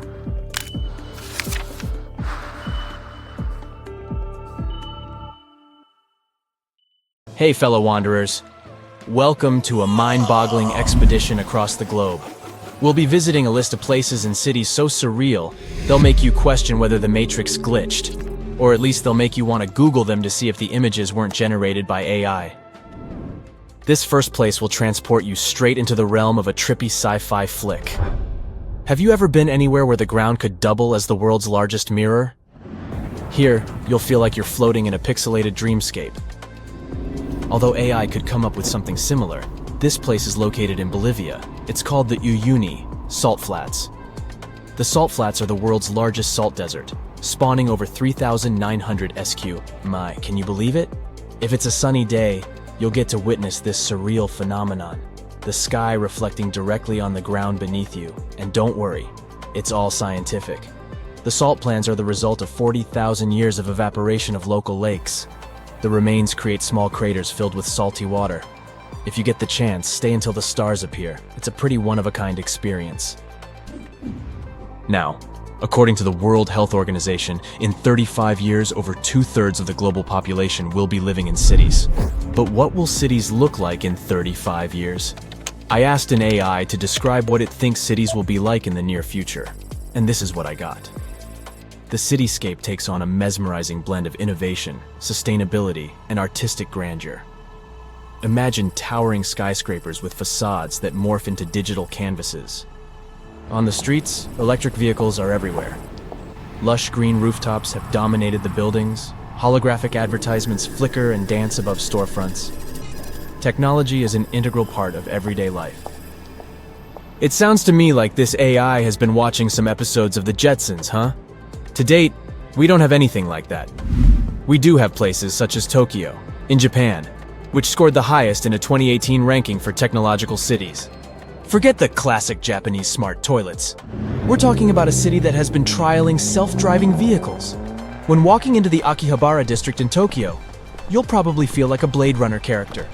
You'll not only find the latest technological advancements in their stores, but you'll also feel like you've time-traveled into the near future. Oh, and speaking of Japan, take a good look at this picture. If you had to guess how an AI came up with the idea for this, what would you say the original prompt was? I'd say it was something along the lines of, The Arrival meets Chihiro's Journey. As much as this image looks fabricated, this place exists IRL. This statue is located in the town of Sendai, in Japan. It's the 5th tallest statue in the world, standing at a staggering 330 feet tall. You can see from all over town, apparently. How good are humans at building stuff on water? I'd say we're pretty good. As master builders and innovators, we've experimented with building in many different types of terrain. Since our planet is 70% water, why not use that to our advantage? But can you believe we built this? This beauty took only 2 years to build and... Nah, I'm just messing with you. This isn't real. Not yet, at least. We did build this, though. This Danish enterprise is called the Urban Rigger, and it's basically a student city built on water.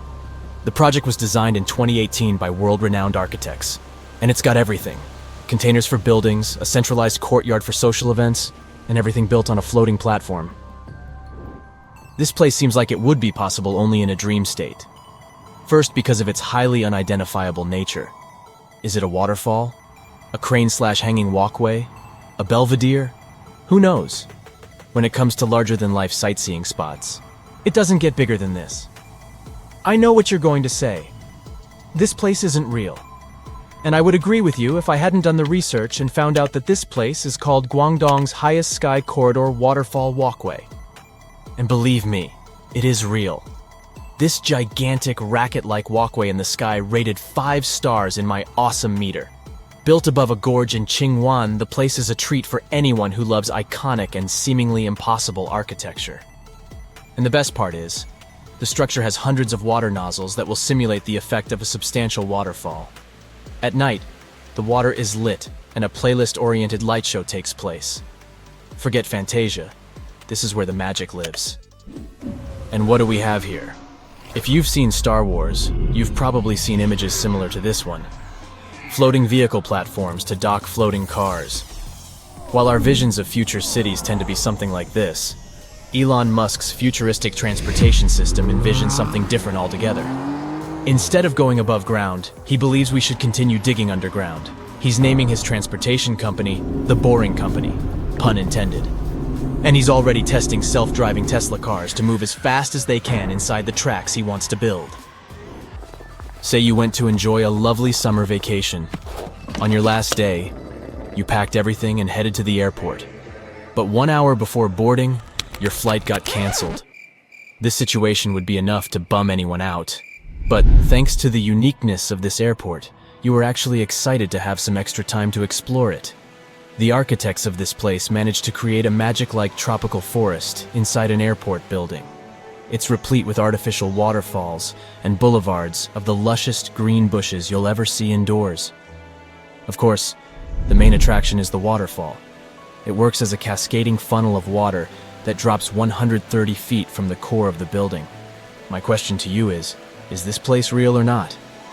Yep, you bet it's real. You're looking at the Singapore Changi Airport. I'd easily say AI came up with this, though. Picture this. You're walking through a labyrinth of caves that gets darker and darker by the minute. You're 150 feet into the ground. It's pitch black.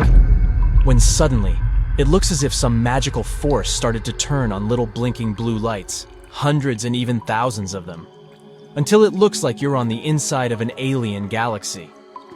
Would you say this is real? Luckily for us humans, this place exists, and it's located in New Zealand. The Waitomo Caves are famous for hosting glowworms, which are the ones responsible for this wondrous phenomenon. Points for Earth for creating this beauty. Hey, AI, can you show me what a cheap, sustainable, and cozy house for one would look like in 20 years' time? Okay, this looks interesting.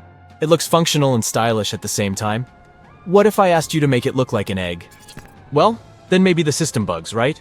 This real-life egg house is a shout-out to human ingenuity. I mean, can you believe a person came up with this idea? You got to love humans. A 24-year-old architecture student decided to build what he calls a sleep pod, and placed it in the middle of the sidewalk. The pod has enough space for a bed, a water tank, and a small night table. It's got grass seed plants all over it so that with time, the rain and the sun will turn it into a luscious green pod. I mean, I don't think AI could ever beat this creative endeavor. To finish off this exploration, how about one more guess? This is the kind of place you visit and think to yourself, I've never been anywhere as beautiful as this. It's just so perfect it looks unreal. Well, my friends, that's because it isn't real, sure. AI is inspired by our world's real-life nature. But this place here only exists in data form in some cloud storage. Yikes! What do you know about the weird and wacky world of states of matter? Most of us know that matter can be solid, liquid, and gas. Some of us even know about a special fourth state called plasma. But what about the extraordinary states that behave in crazy ways like dancing and color changing? Forget what you thought you knew about solids, liquids, and gases because we're diving into the wild side of physics. Let's go. First, we have quark-gluon plasma. This state of matter looks like a hot and soupy mess. It's a bizarre state that existed just moments after the Big Bang, when the universe was incredibly hot and dense. You see, inside all the things around us, there are tiny particles called quarks, And as far as we know, they're the smallest particles of the universe. They're the building blocks of our world. Just like Lego bricks, they come in different types and can stick together to form bigger structures. We have up quarks, down quarks, strange quarks, charm quarks, top quarks, and bottom quarks. All of them are held together by some special forces, the gluons. They're like the super glue that keeps the quarks stuck together. They carry a special force called the strong nuclear force. They're also kind of like the messengers, passing messages between the quarks and keeping them connected. Now, how do we create a plasma out of them? Well, we need to heat things up, and we have to use some serious heat to create the quark-gluon plasma. It's like throwing your pizza into a scorching oven. When you crank up the heat, the cheese starts to melt, and it becomes all gooey and runny. In the same way, when we heat quarks and gluons up a lot, like in extreme conditions, they become energetic and start to break free. All this transforms matter into a hot, soupy mess. That's how scientists can recreate this special state in laboratories, by smashing together particles at high energies. But why do we even need to do that? Well, studying the quark-gluon plasma helps us understand how the universe evolved and what happened in its earliest moments. To understand the recipe of the entire pizza, we need to know all ingredients, right? Including the melted cheese. Next, we have a Bose-Einstein condensate. It's a pretty weird state of matter. Let's try to explain it like this. Imagine you have a group of friends at a party. Usually everyone dances and moves around freely, creating a lively and energetic atmosphere. But what if something strange happens? What if all your friends suddenly slow down and start moving together in perfect sync, almost like a slow-motion dance? Sounds like something out of a horror movie. But that's what happens in a Bose-Einstein condensate. It's a unique state of matter, and it occurs when certain particles called bosons get extremely cold. When this happens, all the bosons gather in the lowest energy state possible. And then, they form a cool club where everyone is doing the same thing. Okay, first we take some gas with low density and cool it down to super low temperatures, close to absolute zero. It's like the coldest temperature possible. Because it's so cold, everything stops moving, including particles. That's because atoms and molecules have no energy left to move. This temperature isn't physically possible as far as we know, but we can get super close to it at about minus 459 degrees Fahrenheit. Scientists use lasers and special equipment to reach that state. But when it happens in a Bose-Einstein condensate, the bosons don't just become still like statues. Instead, they gather in the lowest possible energy state and kind of form a single entity. They start to behave collectively, as if they're part of one big superatom. Their motion becomes highly coordinated and synchronized. It's like the collective mind from Rick and Morty. Studying Bose-Einstein condensates helps scientists understand the strange and quantum nature of matter. It helps us to unlock the secrets of a hidden realm where the rules of the ordinary world no longer apply. Next, let's talk a bit more about quarks. These guys are so special that they get one more state of matter to themselves. This one is called QCD matter, or quantum chromodynamic matter. It's a fancy name for the theory that describes how quarks and the strong force interact. Remember how we were talking about Lego blocks? In the normal world, each block has its own color, shape, and size. But what if you could play with a special kind of Lego where the blocks change their colors, shapes, and sizes as you stack them together? That's a bit like what happens in QCD matter. Normally, quarks stick together tightly inside particles like protons and neutrons. It's like they're holding hands and can't move around much. But when things get super hot or under a lot of pressure, something interesting happens. The force that holds the quarks together, called the strong force, becomes weaker. It's like their grip loosens, and suddenly the quarks can move around more freely. This is when QCD matter appears. When the strong force weakens, the quarks start acting like they're in a fun playground. They can zoom around and interact with each other in exciting new ways, and even change their colors. It's like the building blocks coming to life and having a blast. Scientists study QCD matter in particle accelerators like the Large Hadron Collider. They smash particles together at incredible speeds and energies. They almost create mini early universes and the hearts of neutron stars in their labs. They study QCD matter to understand how quarks behave and how the strong force works in extreme conditions. This way, we can learn more about the fundamental nature of matter and the forces that hold it together. In other words, it helps us to understand how our universe is built. And finally, we get to the last weird state of matter called neutronium. Imagine you have a bunch of balls. Some are red and some are blue. They're all bouncing around, constantly colliding with each other. Now let's take away all the red balls and keep only the blue ones. That's a bit like neutronium. Neutrons are tiny particles that hang out in the nucleus of an atom, along with protons, like a cozy group of friends. They're like the chill buddies of the atomic world. They're neutral, meaning they don't have any charge, hence the name. They play an important role in holding the nucleus together and determining the properties of different atoms. Neutronium is a substance made up mostly of neutrons. And in this weird substance, neutrons all by themselves, without any protons. It's like a neutron-only party. So what happens when we leave them alone? Well, neutronium is incredibly dense. It's like packing a huge number of blue balls into a small space. In fact, it's so dense that a teaspoon of it would weigh as much as a mountain. Pretty crazy, isn't it? Neutronium also has another quirky feature. It's super strong. If you tried to squeeze this substance, it would resist and push back against you with a force called neutron degeneracy pressure. It's like the blue balls in our analogy being so tightly packed that they don't want to be squished any further. Scientists think that neutronium might exist in the cores of certain extremely dense objects, like neutron stars. These are celestial objects formed when massive stars come to the end of their lives and collapse under their own gravity. When this happens, particles find themselves in some intense pressure and extreme conditions. And this is how matter can transform into this extraordinary substance. Neutronium challenges our understanding of matter and continues to intrigue scientists, exploring the mysteries of the universe.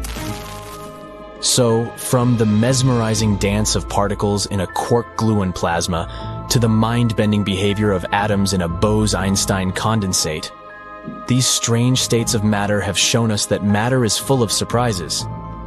Remember, the universe is a vast and mysterious place, and our exploration of these weird states is just the beginning. So, keep your curiosity alive and your mind open to the wonders of our world. Now, what gets your creative sparks going? Some people need a huge cup of Americano as soon as they wake up. Others need to read an inspiring quote or book excerpt. I'll guarantee you that these pictures will give you enough creative fuel to power your entire year. Who knows, maybe they inspire your next movie or book. So imagine this. It's your first day of school in 7th grade. You're pumped and ready to begin a new school year. Your mother asks to take a picture of you to remember that day. You can't think of a reason why not, so you gladly pose for it. You stand by a lovely tree, smile a big smile, and say, "Cheese!" But as soon as she takes the picture, she grabs you by the arm and runs with you to the other side of the street. What on earth just happened, you ask? Well, let's take a look at the picture. Do you see anything out of the ordinary happening here? How about that humongous snake sliding down the bark? This is a very true story, and fortunately, the people involved got away safely. How did they miss it, though? That escapes me completely. The internet is filled with bizarre photos that make you think they're a montage, like this one. This looks like mosquitoes are not only ready for global domination, but they're already doing it. It makes your brain visit all sorts of sci-fi movies to try and find the antidote to giant mosquitoes. How on earth would we protect ourselves from something like this? But worry not, there's a big chance this picture isn't real. One user says that this photo is just a coincidence. A mosquito happened by when the photographer was taking the picture. Other users say that's not how cameras work. The image would be completely blurry if the camera had focused on the mosquito. So, what's your take on this? Have you ever watched nature documentaries or marveled at a National Geographic picture book and wondered, how did a human get so close to a wild animal and live to tell the tale? Well, this is the case with these polar bear pictures. Let's get one thing straight. Polar bears might be cute, but they are dangerous meat-eating animals. They're strong, they're apex predators in their natural habitats. And I'm guessing they're not so fond of human presence. But how could these people manage to get close enough to them? I'll bet this is AI generated. The internet world loves horror stories. And maybe that's why ghost pictures rank so high up in people's interests. Are they real? Are they not? Does it even matter? This person claims to be seeing a little girl in a nightgown at the end of the corridor in their grandparents' house. Apparently, ghosts really do like grandparents' houses. I guess they just can't resist the weekly bingo nights and the constant smell of freshly baked chocolate chip cookies. I know I can't. Either way, this image looks so faint that I'd say it's probably just the silhouette of a bunch of vintage furniture put together. Oh wow, I'm sorry. It took me a while to understand what was happening there. In the first picture, I thought there was a deformed thumb next to the muffin. Only then did my eyes understand that we were looking at a glass table and a hungry cat trying to get a piece of the delicious treat. Welcome to Silent Hill. This photo was taken by someone on their way to work, and I have so many questions. Do they live in a rural area? Or was this photo the result of a morning jog in an urban park? Was he breathing okay? Because this smog looks like something out of this world. Yow! This next picture will either give you goosebumps or make you marvel at its weirdness. I'd expect nothing less than to find a real-life witch house in the middle of this forest. What's your guess? Is it real or photoshopped? You bet it's real. This forest is located next to the small town of Graphene in Poland, and it's naturally filled with trees that bend 90 degrees right at the bottom. Scientists still can't explain why the trees are the way they are. Who knows? Maybe it was a witch that made them that way. If you watched The Last of Us, I think you'd be pretty spooked by this photo. This is not only real, but it's a fungus that imitates a person's hand trying to crawl out of the ground. I mean, does art imitate life, or is it really just one giant messy blob?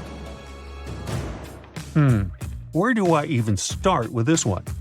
I'd say this piece was actually a prop from a Tim Burton movie that somehow got lost and ended up in your vegetable basket. It's supposed to be a yam, but it's shaped like Grinch's hand if he were white instead of green. Oh my, in my wildest dreams, I couldn't make this stuff up. If I stumbled upon this picture on the internet, I'd say it's from an animated movie, or that it was AI generated. This photo has gotten into people's minds so profoundly that National Geographic hunted down the credited photographer to prove if this was real or not. And guess what? It is real. And it's in Namibia. If this was a background to a story, what kind of story would you say it was? I'm in between a fairy tale and a forest version of Finding Nemo. Earthquakes are no joke, but it kind of looks like it might have a sense of humor. I mean, how could it be that the ground cracked exactly in the middle of the road, splitting it perfectly in half?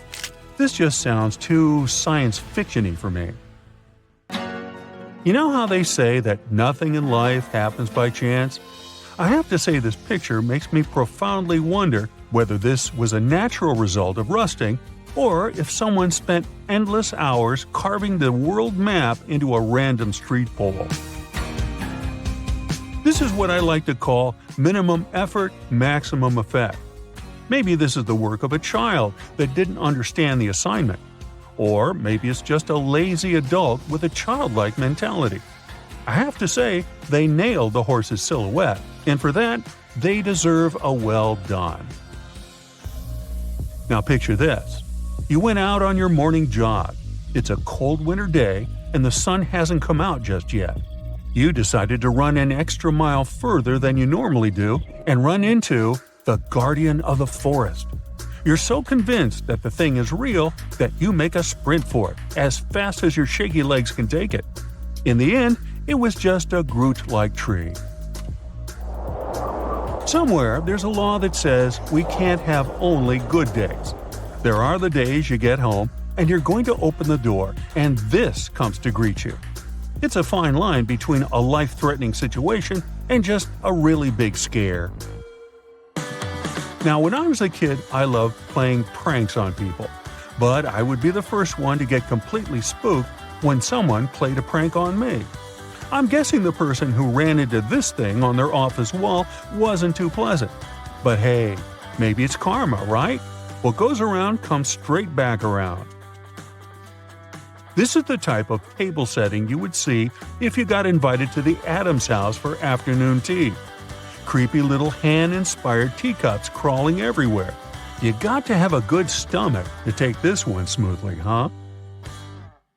If you've ever seen the second Terminator movie, you probably remember this guy, T-1000.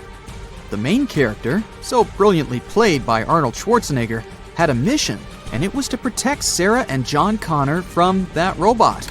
It's much stronger than any human, bending steel with its bare hands and throwing much larger robots around. But its coolest feature is the ability to change its shape. Made of liquid metal, it can recover even after severe damage. You can say it's just another sci-fi movie, but hear me out. Scientists managed to create something similar to T-1000 in real life. They invented a material, which is a mix of metals with some pretty insane properties. Magnetoactive phase transitional matter, or MPTM. The robot looks more like a super tiny, Lego-sized model of its on-screen prototype. This little guy can melt in your hands at 85.6 degrees Fahrenheit and then go back to its original shape.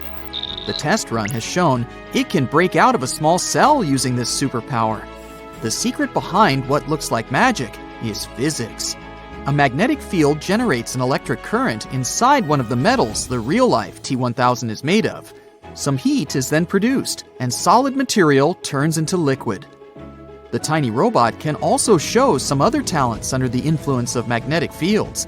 It can jump 20 times its height, rotate at 1,500 revolutions per minute, and develop some impressive speeds. Do you feel like you need this little guy in your life?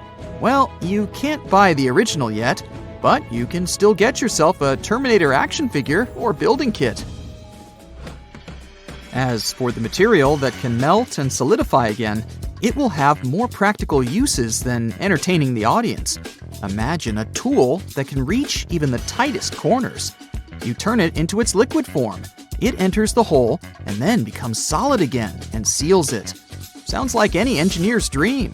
It can also serve as a welder on an LED circuit because gallium, the metal it's made of, is a great electricity conductor. And it could potentially save lives by delivering meds and removing foreign objects from patients' organs. MPTM isn't the first material that will make Terminator fans say, "Wait, I've seen it somewhere before." Meet nitinol. It's a super elastic material that remembers its original form and always goes back to it, no matter how much you bend it. So far, it's successfully used to make stents. Those are small mesh tubes that hold arteries open for those who need them. Nitinol does this job perfectly, as it can bend when it needs to under a cool temperature and goes back to its original state upon heating. It's also super durable, perfect to last a long time. That's why it's also used to produce braces for teeth, mechanical watch springs, inserts for golf clubs, and here comes my favorite, self-bending spoons used in magic shows. Another Terminator reality that has become ours too is the massive use of drones. They deliver your last-minute order of that bag you need for your vacation, take the best footage for news shows and Uncle Tim's wedding, assist search and rescue teams, transport aids, monitor wildlife, and inspect otherwise non-accessible parts of buildings. Okay, I feel it's easier to list what they don't do. In the second part of the movie, Schwarzenegger's character explains that his CPU is a neural net processor, and the more contact with humans he has, the more he learns. If you feel like rewatching the movie by now to refresh your memory, you can always get a copy on Amazon. Anyway, what the Terminator is talking about sounds a lot like real-life neural networks, doesn't it? Those are modeled kind of like a human brain. The idea is to train the computer to do tasks by analyzing thousands of training examples.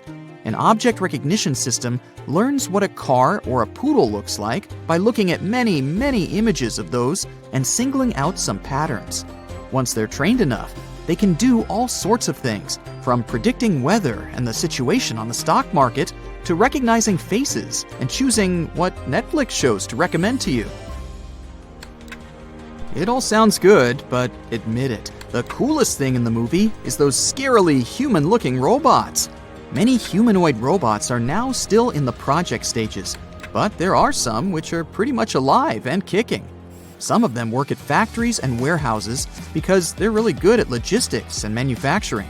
They conduct whole orchestras, dive under the sea, help older people.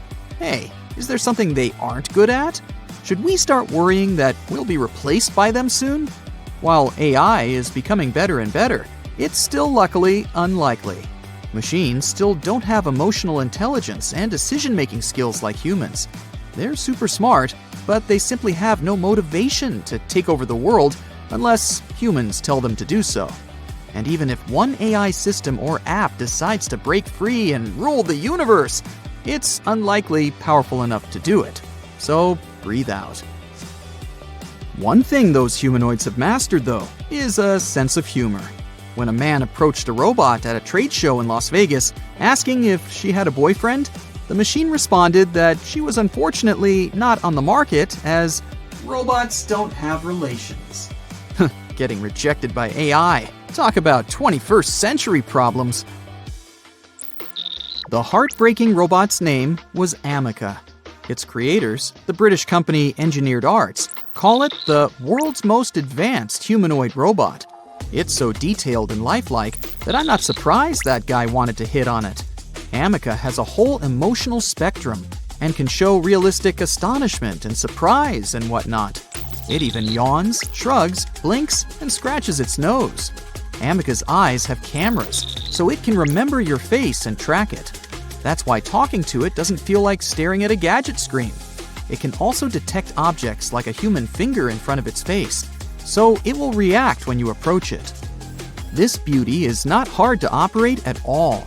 It relies on cloud-based firmware that updates itself, and even a totally non-tech-savvy person can use Amica. You can control your robot from anywhere by simply logging into its software system. Imagine you're stuck in traffic, and your robot assistant is greeting guests and presenting your project without your physical presence. Its AI is so advanced that you can use it to work on 2 different tasks at the same time.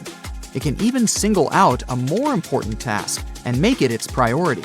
If you feel like purchasing an Amica, be prepared to pay over $100,000.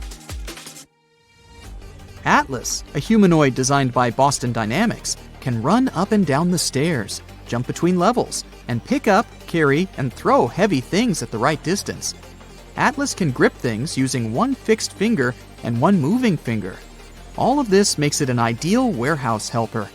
Its latest achievement is an inverted 540-degree multi-axis flip. It was as complicated for engineers to program the robot to do it as it sounds. And Atlas doesn't just move like a parkour champion. It can also plan the most efficient route to get from point A to point B, considering the surroundings. It also remembers when it makes a mistake or has to overcome some obstacle. It activates all of its components to maintain balance. Because all those components are 3D printed, Atlas isn't that heavy, just 196 pounds with a height of 4 feet 9 inches. Since this smart robotic guy is a research platform, you can't purchase it just yet. The engineers keep improving it, and maybe soon it will be able to walk out of the warehouse and start its own logistics company. And then you won't want to purchase Atlas, but could end up sending it your resume.